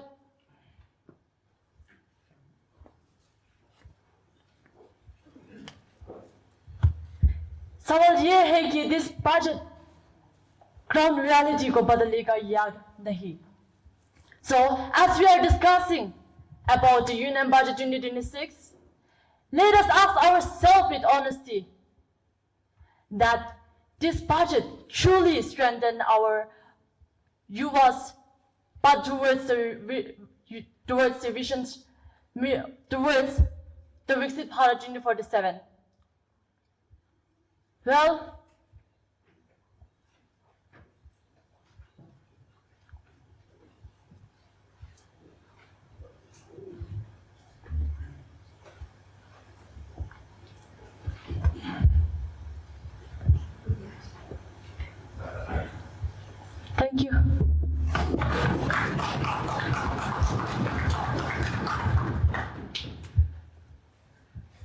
Thank you, Ms. Shalula Kechong.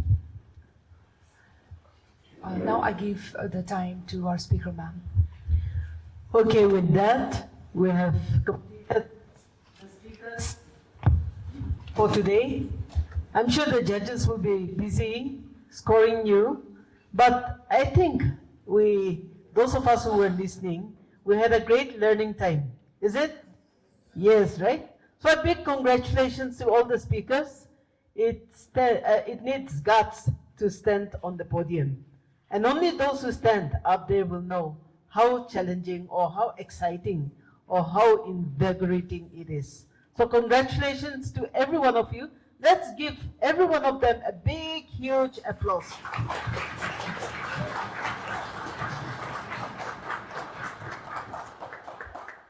We are also on time, just like Indigo, we are on time.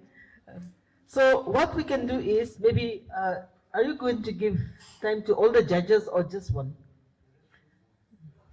Okay, so amongst the judges, okay, Dr. Bogen Suraisam is going to give the feedbacks.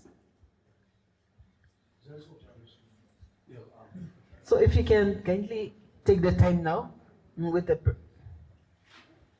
remarks by the judges on behalf. Meanwhile, if you can do your calculation, we are also very eager to see who will win this very competitive prepared speech.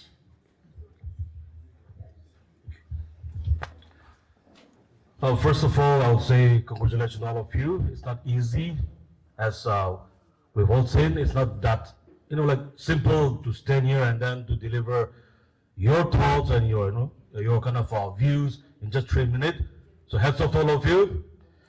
As we, the judges, as we're judging your presentation and all, these are the areas that we have. We thought that you need to kind of improvise and all. So I'll just share our views as where you can improve and then where you have to kind of give a kind of serious deliberation and all. So the first point that I want to share to all of you is that you need to be well versed in a topic or the area of your speech. Is one thing. Another thing is that speak to the point. That means you have very comprehensive. Then also, if possible, prepare your points in time with the team. When you are already here with that team in your mind, if you're looking up here and then trying to look at it and then talk, I think that is not actually very kind of appropriate. Because you're already given a topic, you should be well versed with the topic and then come well versed with it. Okay? Then also, clarity of the topic has to be good important. Okay? Some of us, when you speak, we are not very clear about what you're talking.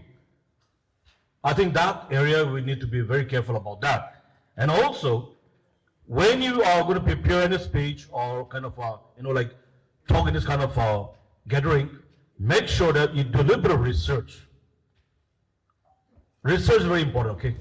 That you have to do it. And I found that, yes, I'm not saying you have not done, but most of you, I think you have not done that detailed research, which you should have done.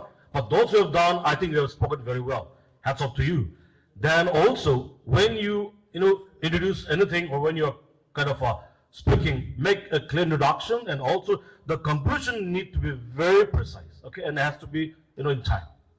So these are a few things that we have observed, and I hope that there's a few points that I've shared on behalf of judges will be helpful when you go and face another of this type of program in near future. Thank you.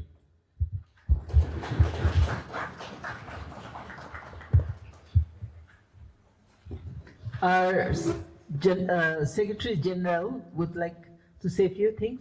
So, sir, you may take the time, please.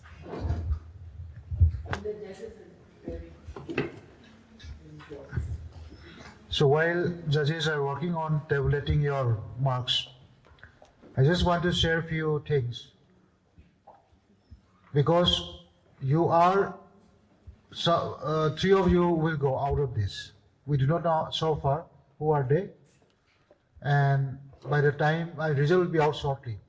But whosoever going, and also this time you took part, and every year we are doing this, and next year also.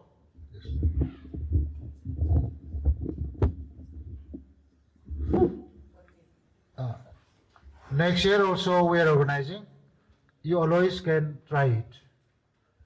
And once you took part at the national level and become a winner, then you cannot take part for the second time.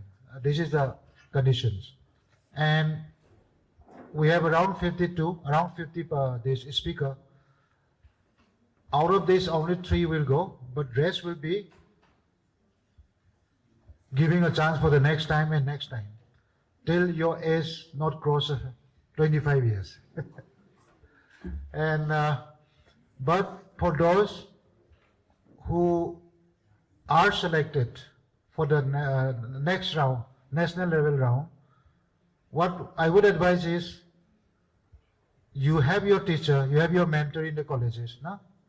You have your mentor in the colleges, you consult your mentors, collect the materials, and practice yourself.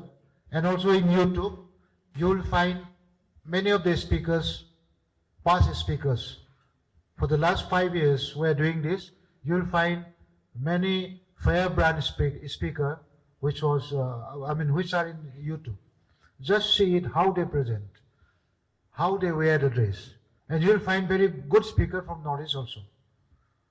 I think there was one very good speaker from Manipur, and one girl also last year, she was also from Ukrul.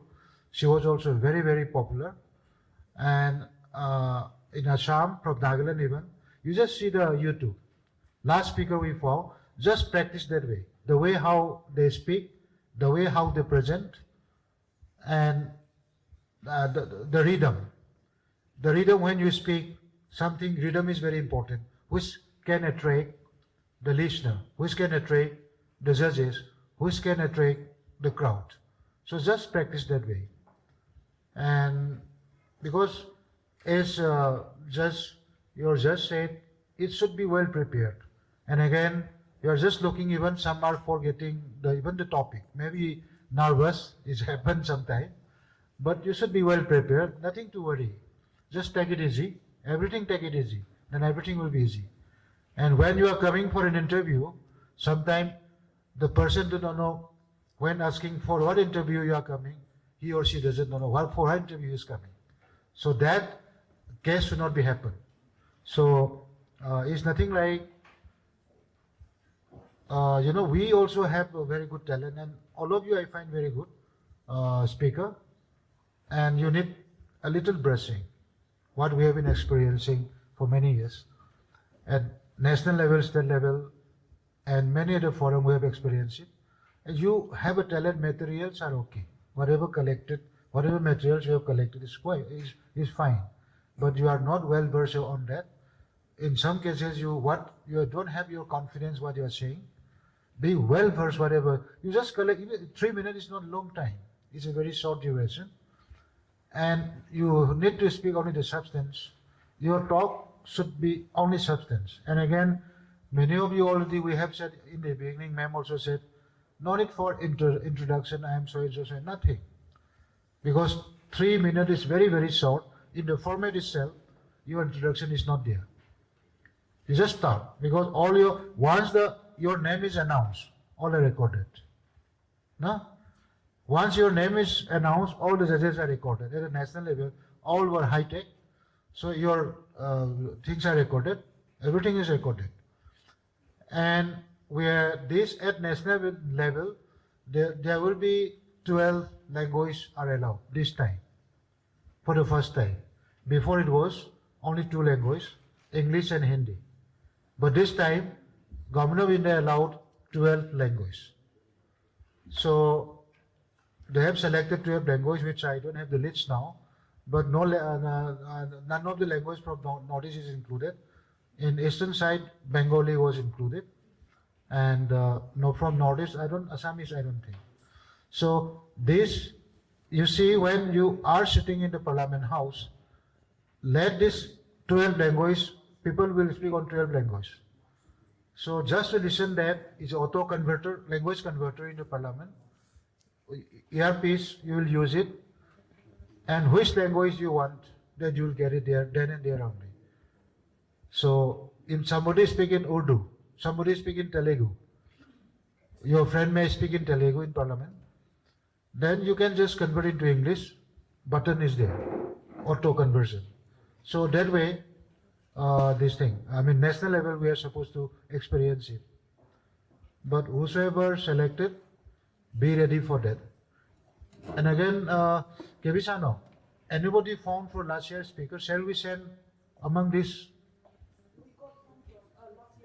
Last year you got it. Okay. Just see if not interested, we can send among this also, who are interested. What I am talking about is, I said on 14 April, we have this Dr. Ambedkar birth anniversary. So for that, Nagaland, we are supposed to send one participant for this observation at Parliament, in Parliament House. We are looking for that. Let's see. We have a last year speaker. If we don't get, I think we may contact you. Any one of you interested to go? This is not this youth parliament. Youth parliament is different. It's a very high profile program. And one participant is supposed to send from amongst those youth who took part last year in the youth parliament. Last year youth parliament. Even though if we don't get, I don't mind. I can recommend any one of you from this after the result out. Those who are not in the merit list, if any one of you are free to go, are free, no exams or nothing, and would like to go there in Delhi, I will recommend it today. So let's see. After the result, that if anyone will be interested, you can give the names. And we are having all your this merit list with us. Like this, we have different programs whole year round. So we'll be contacting you if you are willing, if you are free, no exam, and then you are not sick. We will recommend your name to take part in national level. Thank you. You can relax it now. Let the judges compile it.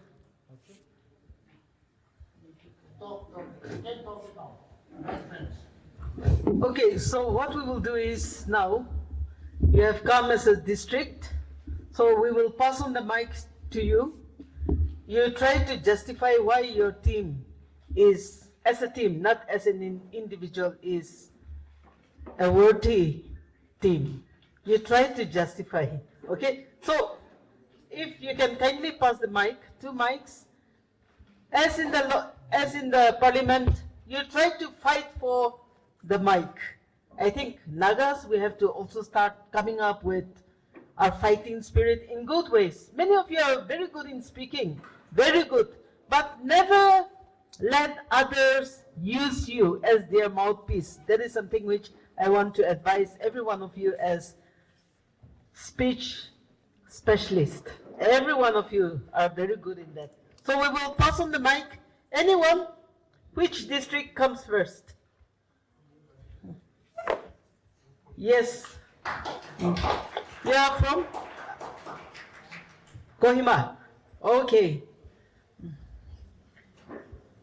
You can note it down. If they're too good, we will compel the organizers and demand something.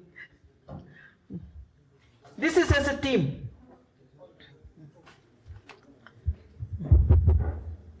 Ma'am, we're supposed to justify why our team is worthy to.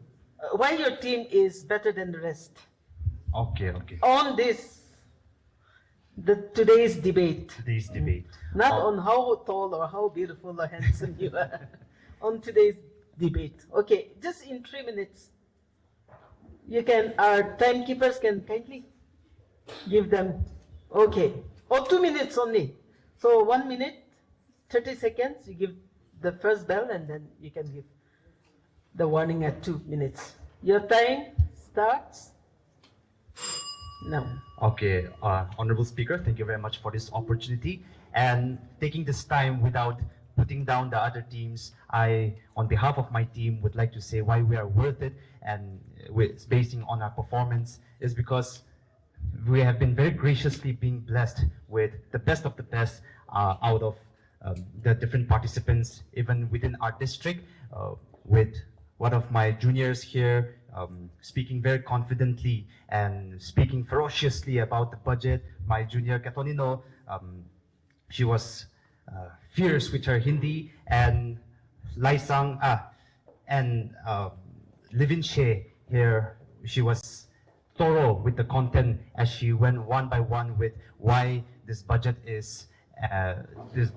would make the youth have its path towards bringing about manifesting the Viksit Bharat into reality. And through our team, we believe that through the words, the thoughts that we have presented here in front of the House are the context that we have used for Nagaland, the context that we have used for Northeast. We believe that there is something that each one of us can learn from, each one of us can contribute to making this budget a success, to making the vision of Viksit Bharat come into reality by making use of social media, making use of the orange economy, the AVGC sector, everything else that is within our reach as citizens of this country, as youth of this country, to cooperate and to coordinate with the government and yes, basically make this into a reality. Thank you very much. Okay.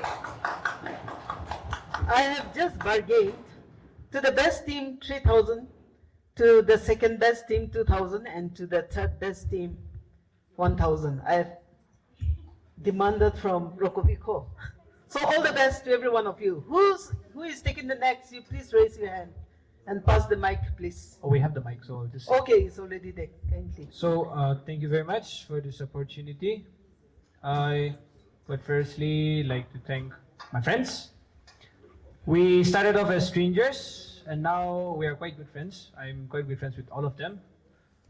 Like to say, why are we the best? It's not about being the best for me, but for me, each and every one of them are very well versed with the topics.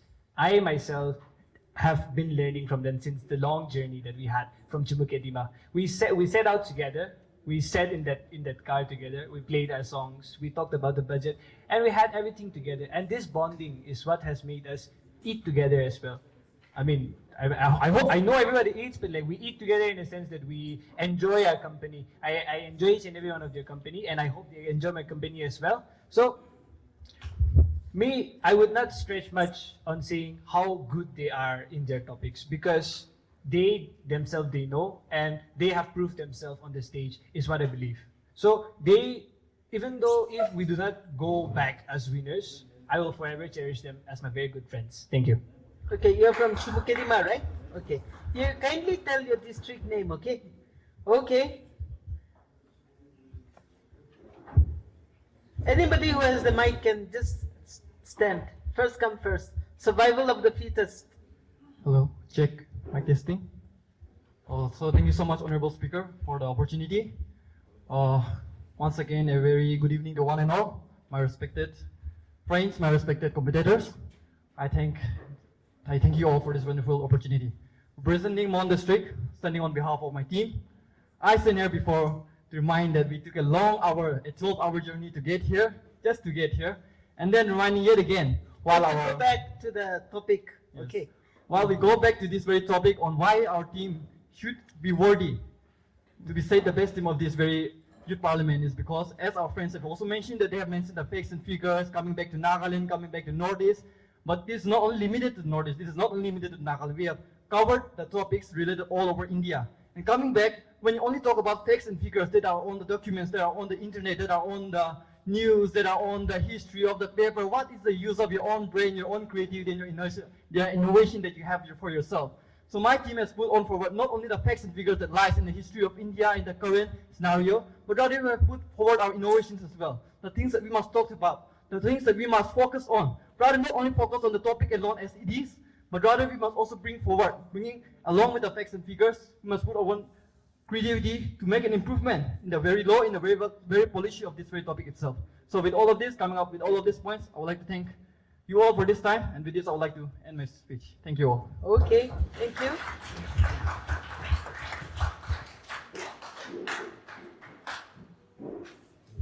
Hello everyone, we are from Mokokchung district. Thank you so much for giving us the opportunity. Actually, I would say our team is the best because we came with the mindset of learning something new and not winning this competition. We came here to learn something new from every district, and as we have put up our thoughts up there, we have also tried our best to cheer for each other. We have been each other's cheerleader from the very first day, and most of all, we have put our faith at the foremost. And I think that's one thing that makes our team one of the best. Thank you so much. Okay. Try to come to your topic, okay. All the districts you try to represent yourself. Come on. As a team. It should not go numb. Okay.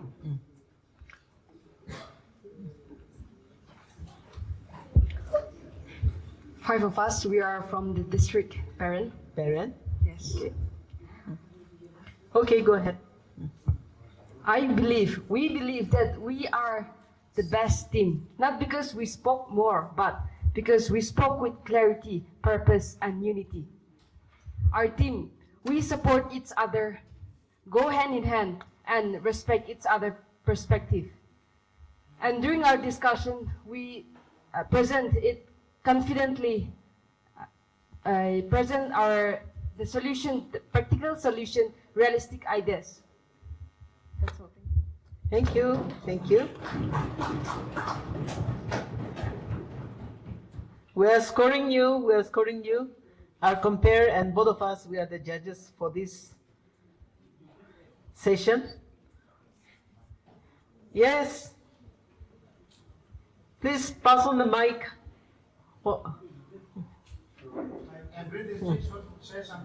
Yeah, Kohima is gone. Chumukedima, Mon Mokokchun parents done. Hello. Good afternoon, ladies and gentlemen. I stand on behalf of the district of Zeniboto, and I wish to share my views why Zeniboto is better than the other districts. Good. Before, our vision was clear-cut that we came here to learn something new from our peers, from our friends. It's not about winning. That was our main intention for participating in this activity. In fact, this was the first time for us participating in this type of curricular activities, and we are very much fortunate for this opportunity. And very much luckily that one of our speakers from our district, he mentioned the topic from district level youth organization, district level speech competition, and which clearly signifies that we have a good memory, and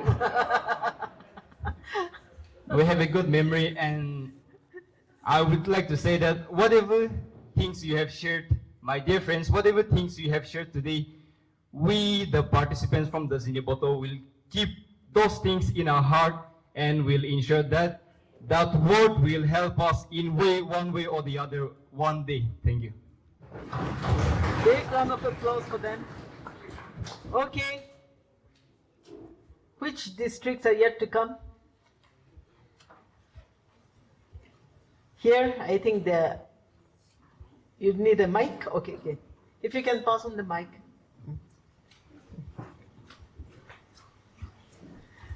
In mainland, they will fight for opportunity.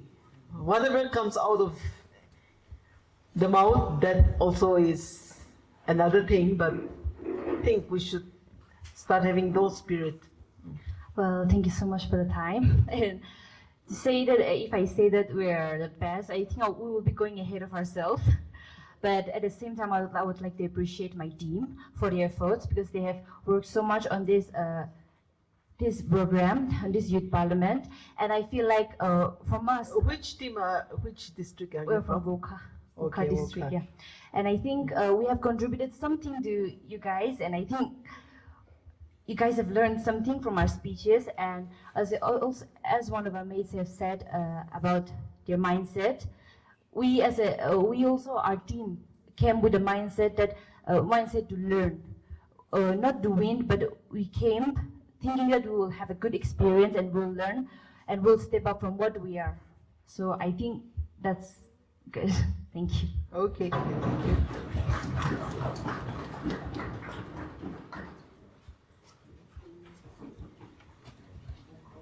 Yeah, this side. That? Okay.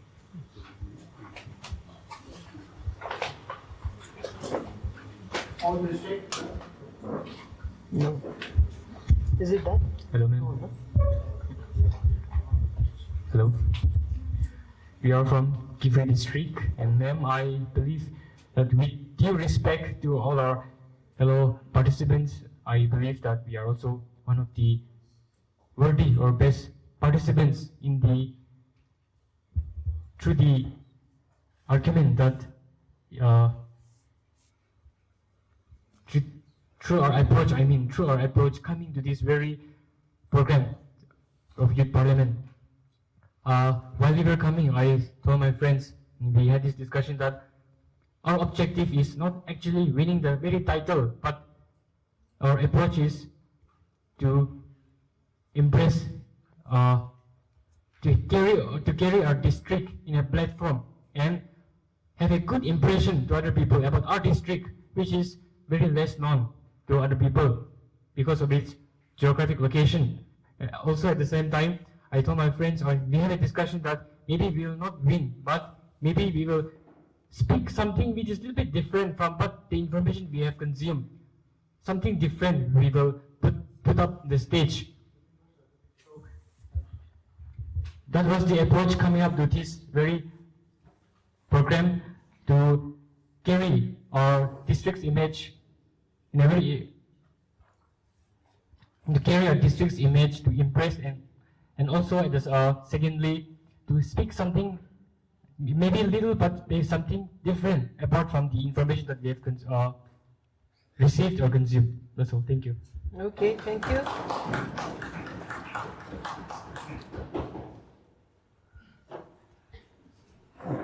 Yeah, please don't let the districts go nil.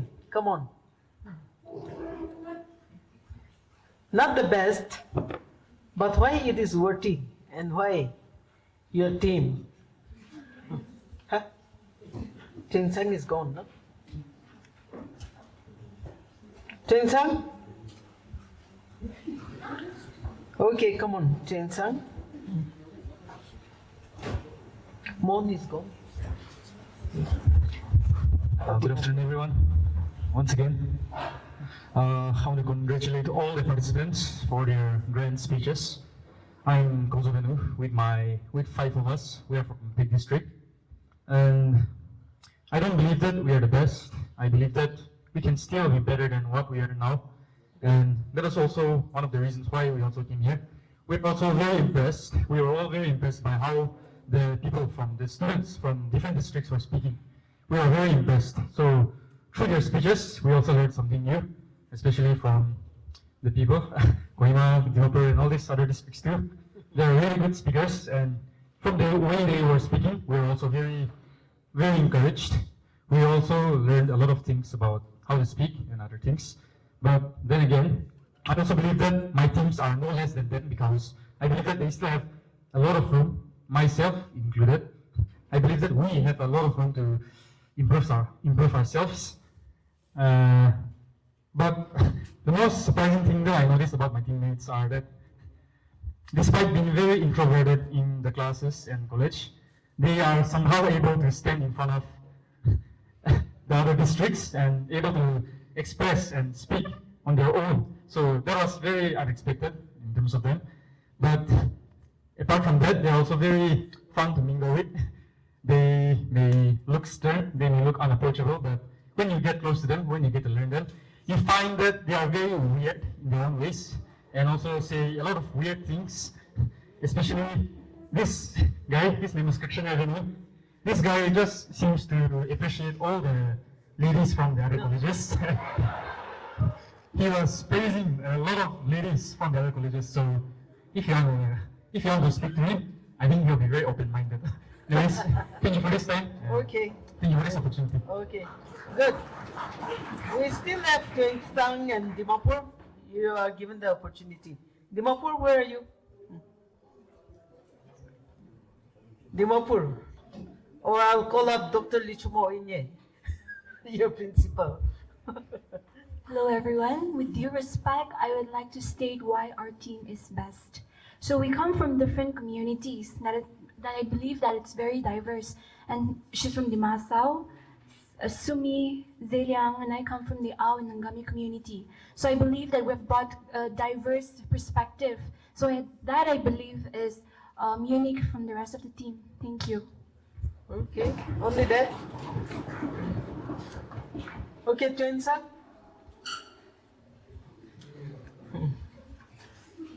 They're very considerate, the giving chance to each other, opportunity.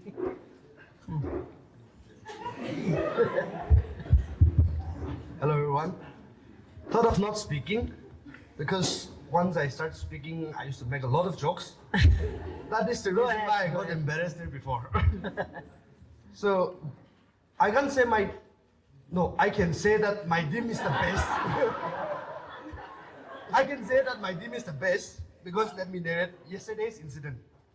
So as we were coming down from this local taxi, by the local taxi, just here at Dosmai, our tire got punctured.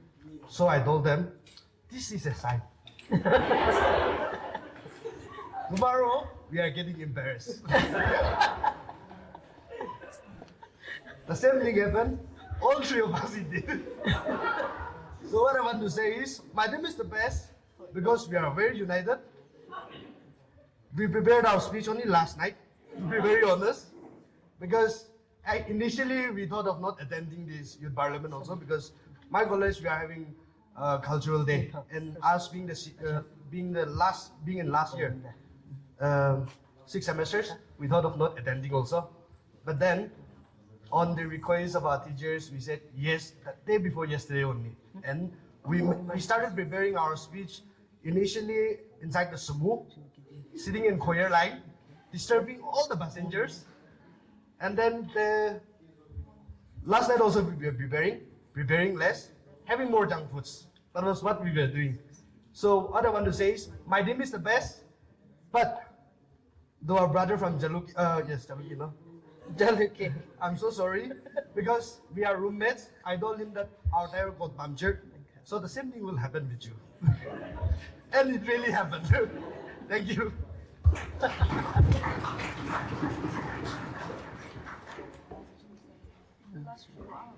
He went as a Kohima first.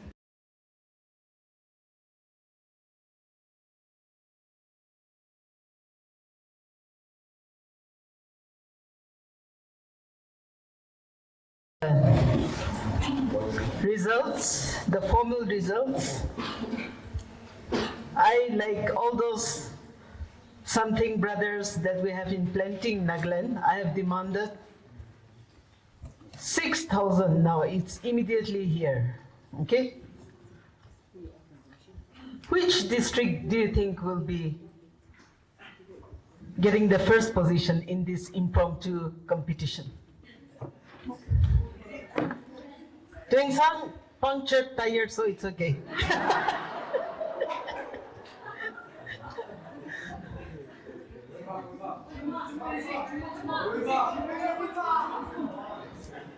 Okay, I'll start with the third. The third position of this team challenge goes to Peren district. I request our director to kindly shake your hands and give your prize, please. Parent district, please come. You got 1,000, immediate cash. No ATM required.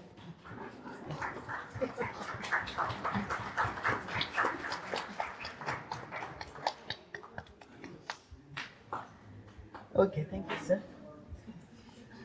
Which team do you think will get the second position?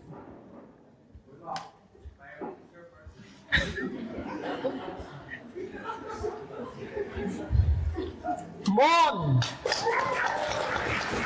Please come. Yeah, you can come. Congratulations. You can come too, sir. Yeah, your highway is longer, so you can come from that side. Good.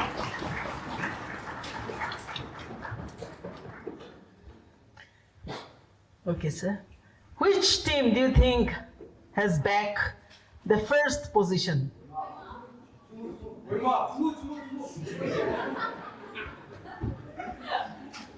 Okay, what I did was, I did like this. You try to see the worthiness of your team in relation to today's topic and why your team has done well as a team. Okay, so in that, Kohima district has back the first position.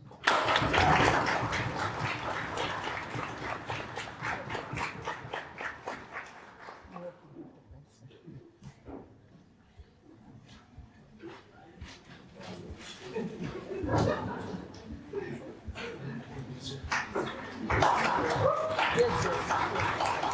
Can I have the mic, please? No, okay. While waiting for the judges, no, you please take the mic first. I want you to give a speech on, like, acceptance speech for this.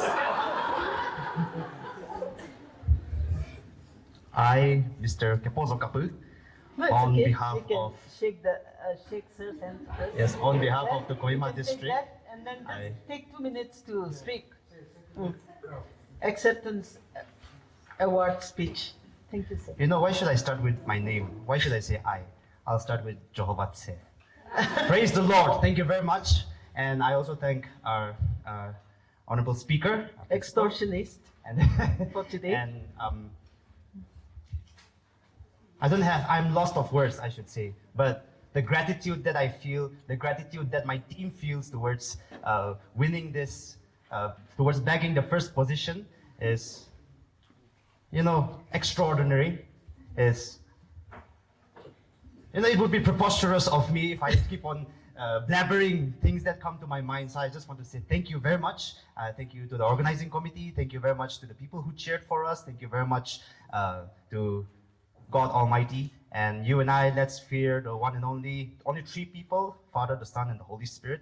God bless you. Thank you. Wait. I have something to say about him. Okay. So I got a lot of call, this green group text message regarding this program, maybe from participants. So out of the other are general, when are happening, what is to be done. I mean, in general query. He's the one who he's the one who inquired me, who are the judges? Can you tell me, sir? I hope you So- were not trying to buy them. So, yeah. So here is your judges. Thank you. He is most talented participant. Thank you.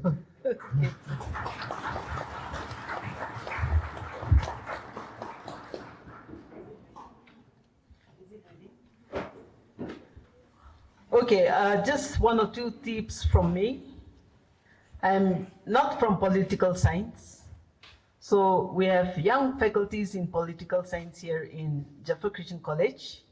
They're all qualified to teach in college in all terms of the word. So they were saying that you're breaking all protocols. I said, it's okay, I'm from sociology. And the organizers, I said, I have never been the potent speaker of anything, but they said, you do. So I said, I'll do it my way. A mother's way. And I think I ended up like I wouldn't say overground or underground or a medium ground, okay? But these are things that comes to me as I was looking at you. Eye contact is very important. Why should you fear anybody? Whether you win or lose, forget it when you're here, taking the podium. Second thing is, I see that some of you were like memorizing. Okay, to cut short of the time, you can be very thorough with your points, but don't just go like reciting nursery rhyme, even if the contents are world-class contents. That is there. Then your Gen Zs, I don't know whether some of you are belonging to Gen Alphas, but using words in debates in formal situations like guys, yeah, yup, yar, okay, okay? I mean, those are not acceptable. I mean, you speak anything, but as long as you don't put these words here, and Nagas also were very fond of using this word na. Forget about all those additions, especially if you want to become a national worthy debater, or even, who knows, you might also become a speaker someday, or even a parliamentarian someday, in the Rajya Sabha, in the Lok Sabha, or even out here. I think you should. I'm sure I will see many of you out there, if I'm still alive, one day becoming a politician. Some of you are already looking like MLAs. And there are some tribes. I belong to a Ngami tribe. And in this, I think we don't do very well when it comes to competing with. But there are some tribes who are so in love with political science department, because many of them, they end up in politics. I will not name it because I may be trolled again for bringing up tribalism. I do not want to do that. In Jaffa Christian College, we don't even have student unions. You're all our children. But do well, when you go to mainland, be it those who get selected or even other times, give your best. You don't need to be scared of anyone.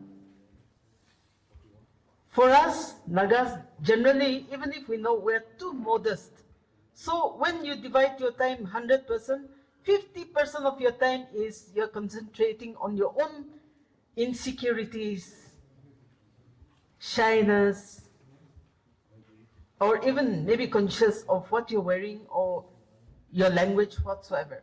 Don't do that. Enjoy. I think that is very important. So all of you have done well. I'm sure they're also getting closer to the calculations. Probably our judges today might all be from art stream. They're taking a lot of time to calculate. But thank you, and a big round of applause to all the team speakers who defended your districts. We should not have bias or isms, but we should always have these patriotic feelings, I think, and that starts from being who you are, not negatively, but positively. So with that, I think we will give time to our madam.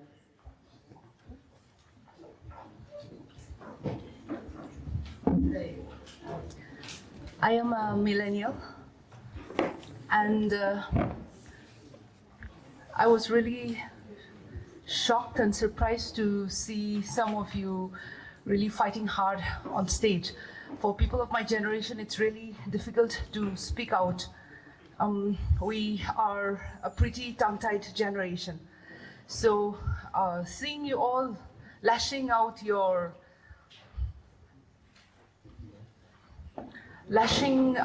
energies, your zeal, everything out here, it was really, how do I put it?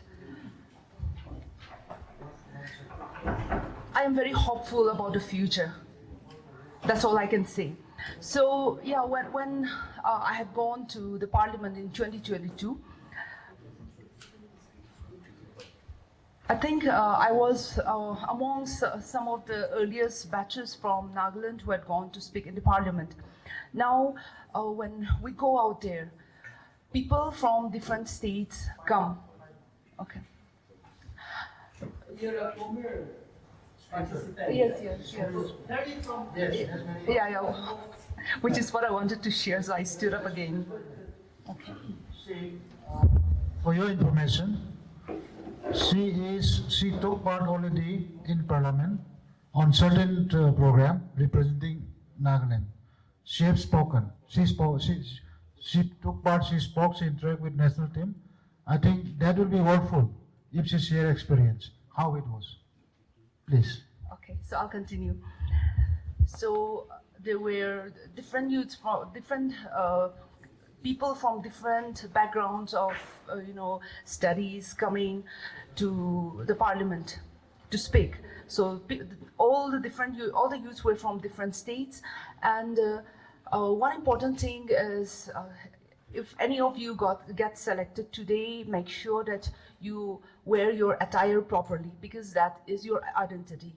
Don't just go wearing coat suit and tie.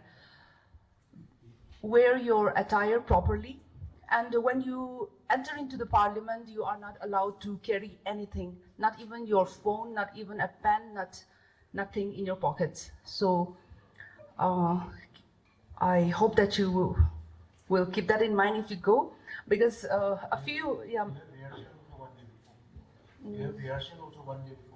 I think for youth parliament it will be there. Yeah.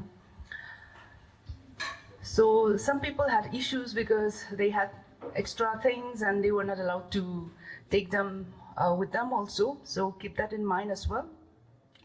And we all know that Indians are very, people outside of, we are Indians, but people outside of Nagaland are very good at articulating, which we are not, which most of us are not, because we, like ma'am was saying, we are trained to be modest, to be down to earth. I am humble as but out there when you go, people don't want to be humble. They want to show what they have. They want to say what they have to say. So when you go out there, don't control yourself. Don't ramble unnecessary stuff, but I hope you will be able to speak out your mind without really controlling your mind, without being really conscious about yourself, and speak out to the country and let the country hear you. And like I said, if you wear your attire, our traditional attires are really beautiful, be it a man's attire or a woman's attire.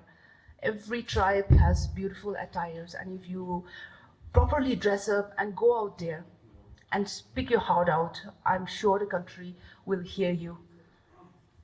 And for today, I could see that a lot of you could not speak out as much as you wanted to do, but do not be embarrassed, do not be disheartened, because when you get a chance to speak again on some other occasion, on some other platform, you should remember today that, oh, I could not speak my heart out that day, but today I will speak out. I will not let that experience pull me down. I'll share one experience. I had gone to Manipur University for the first time for a conference, and I went up there to present my research work, and I blacked out. I prepared so well, but I blacked out. For maybe a few minutes, I just went blank. I didn't know what I had to speak.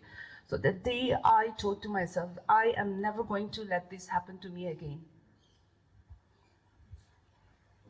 So after that, in every platform that I'm given to speak, be it in conferences or be it in cultural or social gatherings, I try my best not to let that happen to me again. So I'm just sharing my experience so that the people who could not do well, do as much as you could have done to realize your full potential in the future and not let this experience pull you down. Okay, so it's ready. I think the calculations are still going on, so I'll take another I'll do an expansion of my summary.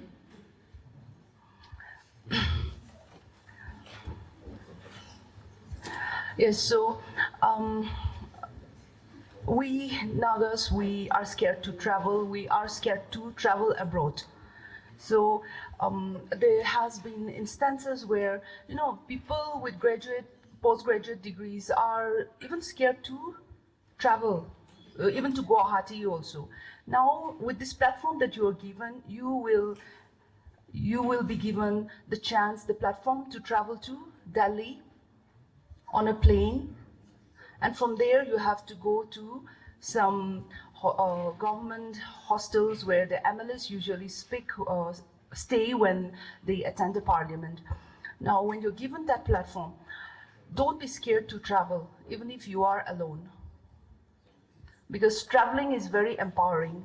Today, you have Google Map. You will never get lost if you know how to use Google Map. You all are Gen Zs, like if I'm saying this, and I don't know how you'll be feeling, but during our time, we did not have Google Maps. I used to write all the names of the train stations in which I will pass through so that I will not get down on the wrong train, or so that I will not be lost. But today, technology has made everything so much easy. If you're thrown in any part of the country, if you have your cell phone, if you have your internet, then you will never be lost. So if you're given the platform, don't be scared to go to Delhi. Don't be scared to travel on the plane. I'm sure a lot of you will be having experiences in flying on planes and all, but if there is someone who will be scared, do not be scared, do not be frightened. Be courageous enough to go up there and speak your heart out to the nation. Okay, we can have one feedback from one of the young teachers. Yeah. Of political science department. Audience, observers.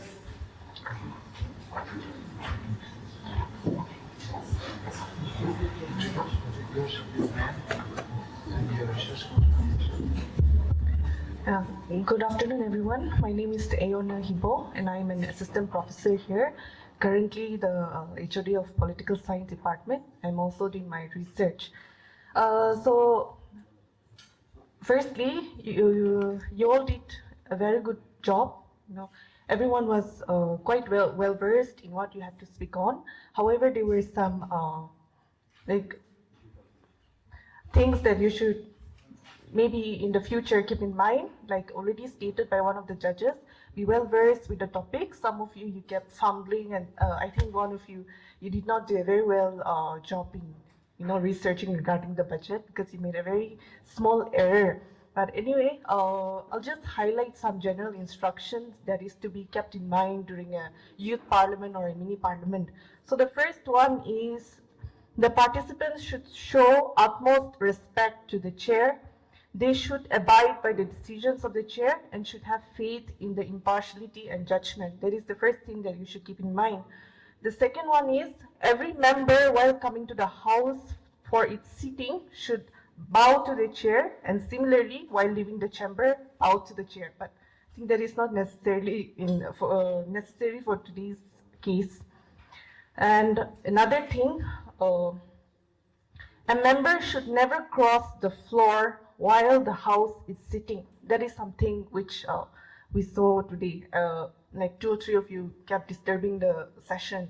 So I think that is something that you should keep in mind in the future, parliamentary etiquettes. And the third one is members should not sit with their backs to the chair. When a member wants to speak, he should raise his hands to attract the attention of the chair.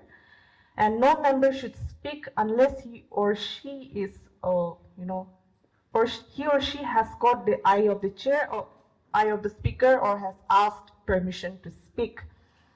And another thing, no member should rise or leave the house when the speaker is addressing the house. The speaker is always to be heard in silence. That's another thing that we should keep in mind. That is another protocol that we broke today.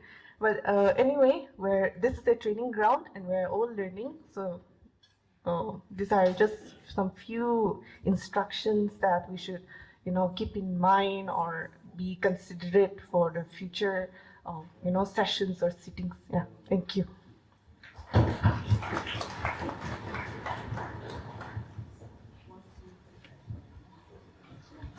So there will be top 5 positions, but only 3 will be going to the parliament. Yeah, now I give the time to Sebogian. If you can start from the bottom and up.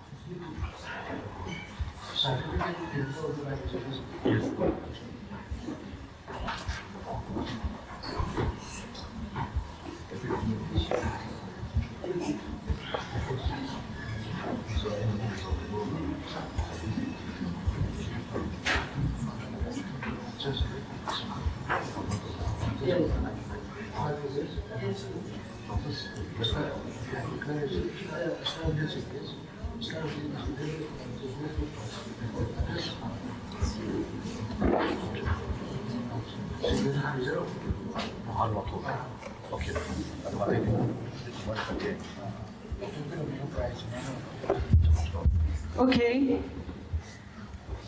the judges are ready with the results and the certificate. So Dr. Bogyan Suraisam, he is the academic dean of Jaffa Christian College, and he's also the HOD of Education Department, Jaffa Christian College. He has been here for 29 years. And by July, I will be staying here for 30 years. All our teachers, we use Fevicol.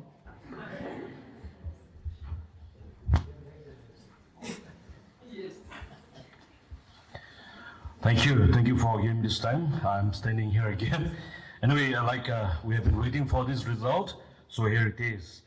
Like we have said it, we'll start from the bottom. So I'll start from the bottom 5. The fifth winner goes to Niketono top 4, Chamukidima, with a total score of 374. Then next, we have the 4th position, Kozo Venu from Peck District, with a total score of 376. Then we have the 3rd position, the Centurion Grie Penya for Dimapur District with 382. Then the 2nd position goes to Rashangdi Zidung from Dimapur with 404 total score. And the winner, or the top one, goes to Mr. Kepozo Kapur from Kohima District with a total score of 417. Congrats all of you.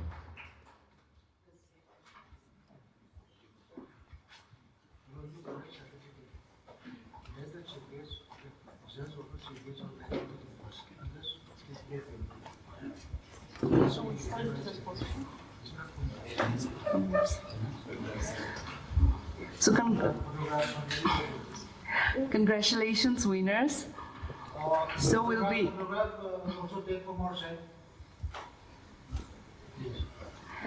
congratulations, winners. So we shall be felicitating you with a certificate. So first we'll start with, like Sir Bogan has announced, we'll start with the 5th position, which goes to Miss Niketuno Tapo from Chumukedima District. I request one of the judges to please kindly come up here and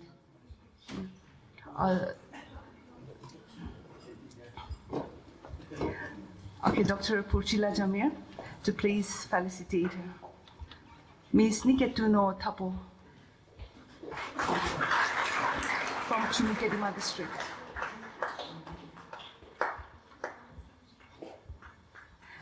Okay, so next I call upon our VP, Sir Viraho, to please felicitate the 4th position, which goes to Mr. Kozo Venu from PEC.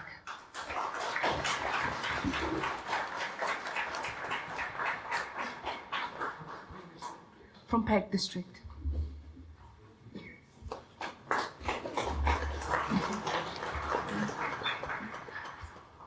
Next, I call upon Sir Jami to kindly come up and felicitate the 3rd position, which goes to Miss Sentirelna V.A. Piener.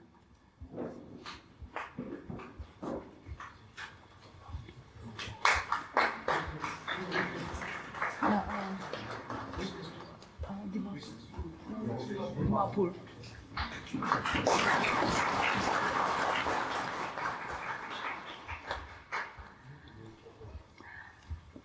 Next, I call upon Sir Bogan to kindly come and felicitate the second position, which goes to Ms. Reshangdi Jidu from Dimapur district.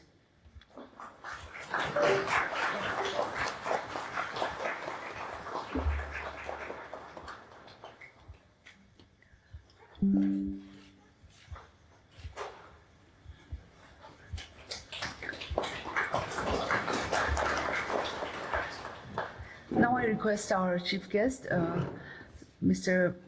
Dinabandhu Panda, to kindly come up and felicitate the first position for today's. Yeah. Okay. Yeah. To felicitate today's first position of the competition, Mr. Kepozo Kapu from Kohima.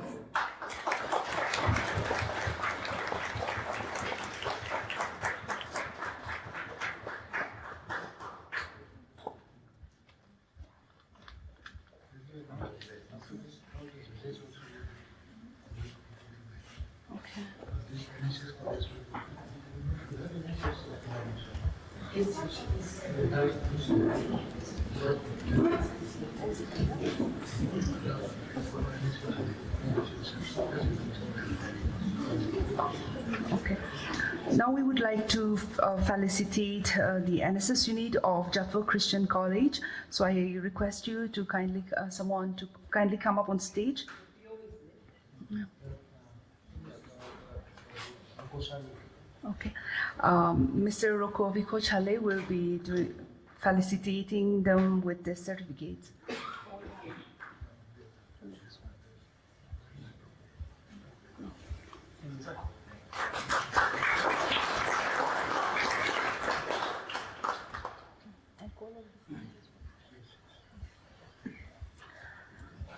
I request our Sir Dr. Salam to kindly felicitate our Principal Madam, Dr. Bisakono Hibo, with this certificate.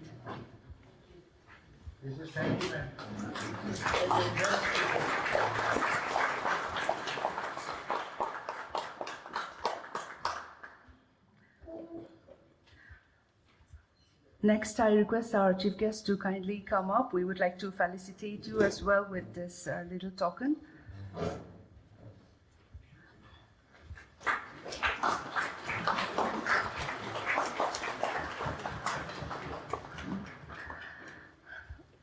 We would also like to felicitate Dr. Purshila Jamir for her contributions to today's event as a judge. Let's all give her a big round of applause.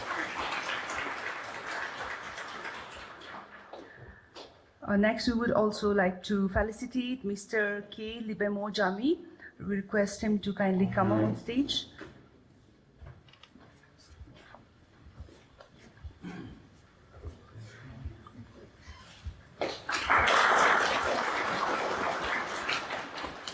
We would also like to felicitate Dr. Viraho Hibo, the Vice Principal of Jaffa Christian College, for his participation in the event as judge today.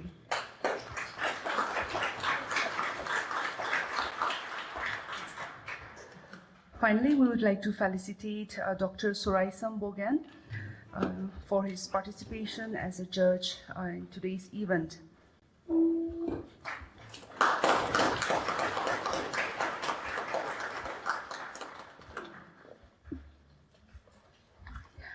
Now we have come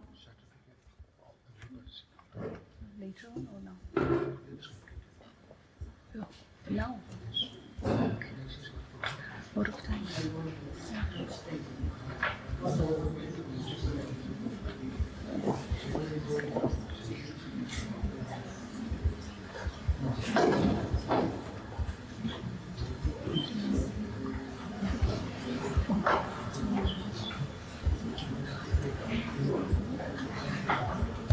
We are almost at the end of our program today, so I request you all to be a little bit more patient as they prepare the certificates for you.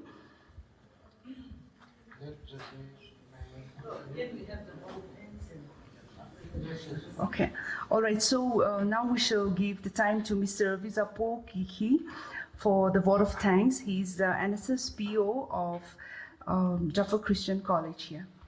I give the time to you, sir.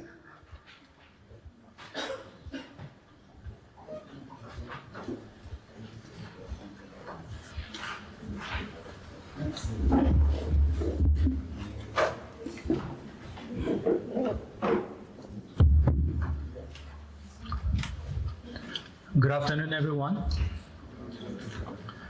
On behalf of the organizing committee of the state level Viksit Bharat Youth Parliament 2026 Nagaland, I deem it a privilege to propose the vote of thanks. First and foremost, I offer our sincere gratitude to our chief guest, Mr. Dinabandhu Panda, Additional Director, School Education Department of Education, Government of Nagaland, for gracing this occasion and for his inspiring words and that have truly motivated the youth gathered here today. I extend my heartfelt thanks to our guest of honor, Dr. Salam Dhanachandra Singh, State Director, My Bharat, Ministry of Youth Affairs and Sports, Government of India, for his valuable presence and insightful address. I will also like to extend our deep appreciation to Professor Visakono Hibo, Principal of Jaffa Christian College, and also the speaker of this event, for the invaluable support, guidance, and for providing us with the platform to host such a meaningful event.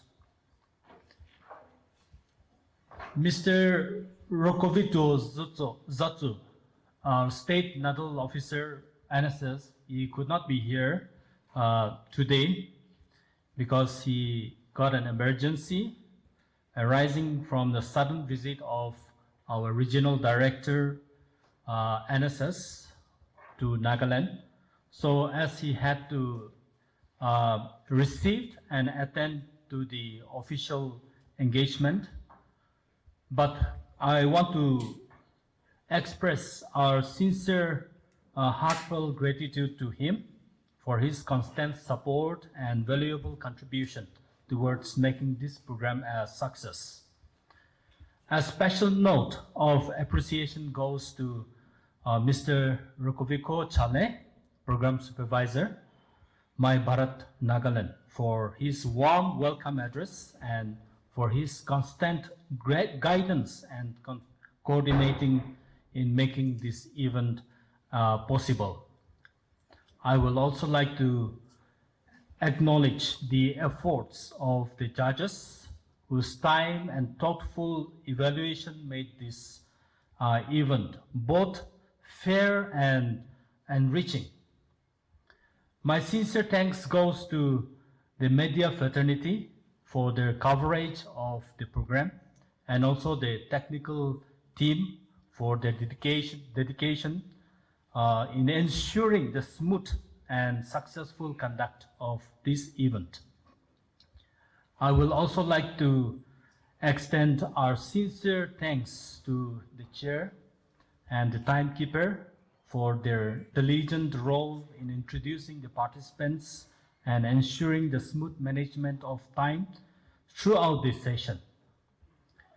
Special thanks to all the participants who enthusiastically took part and made the deliberation lively and impactful.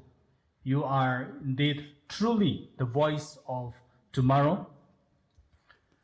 I extend our heartfelt gratitude to the organizing team, volunteers, and everyone working behind the scenes for their tireless efforts and dedication.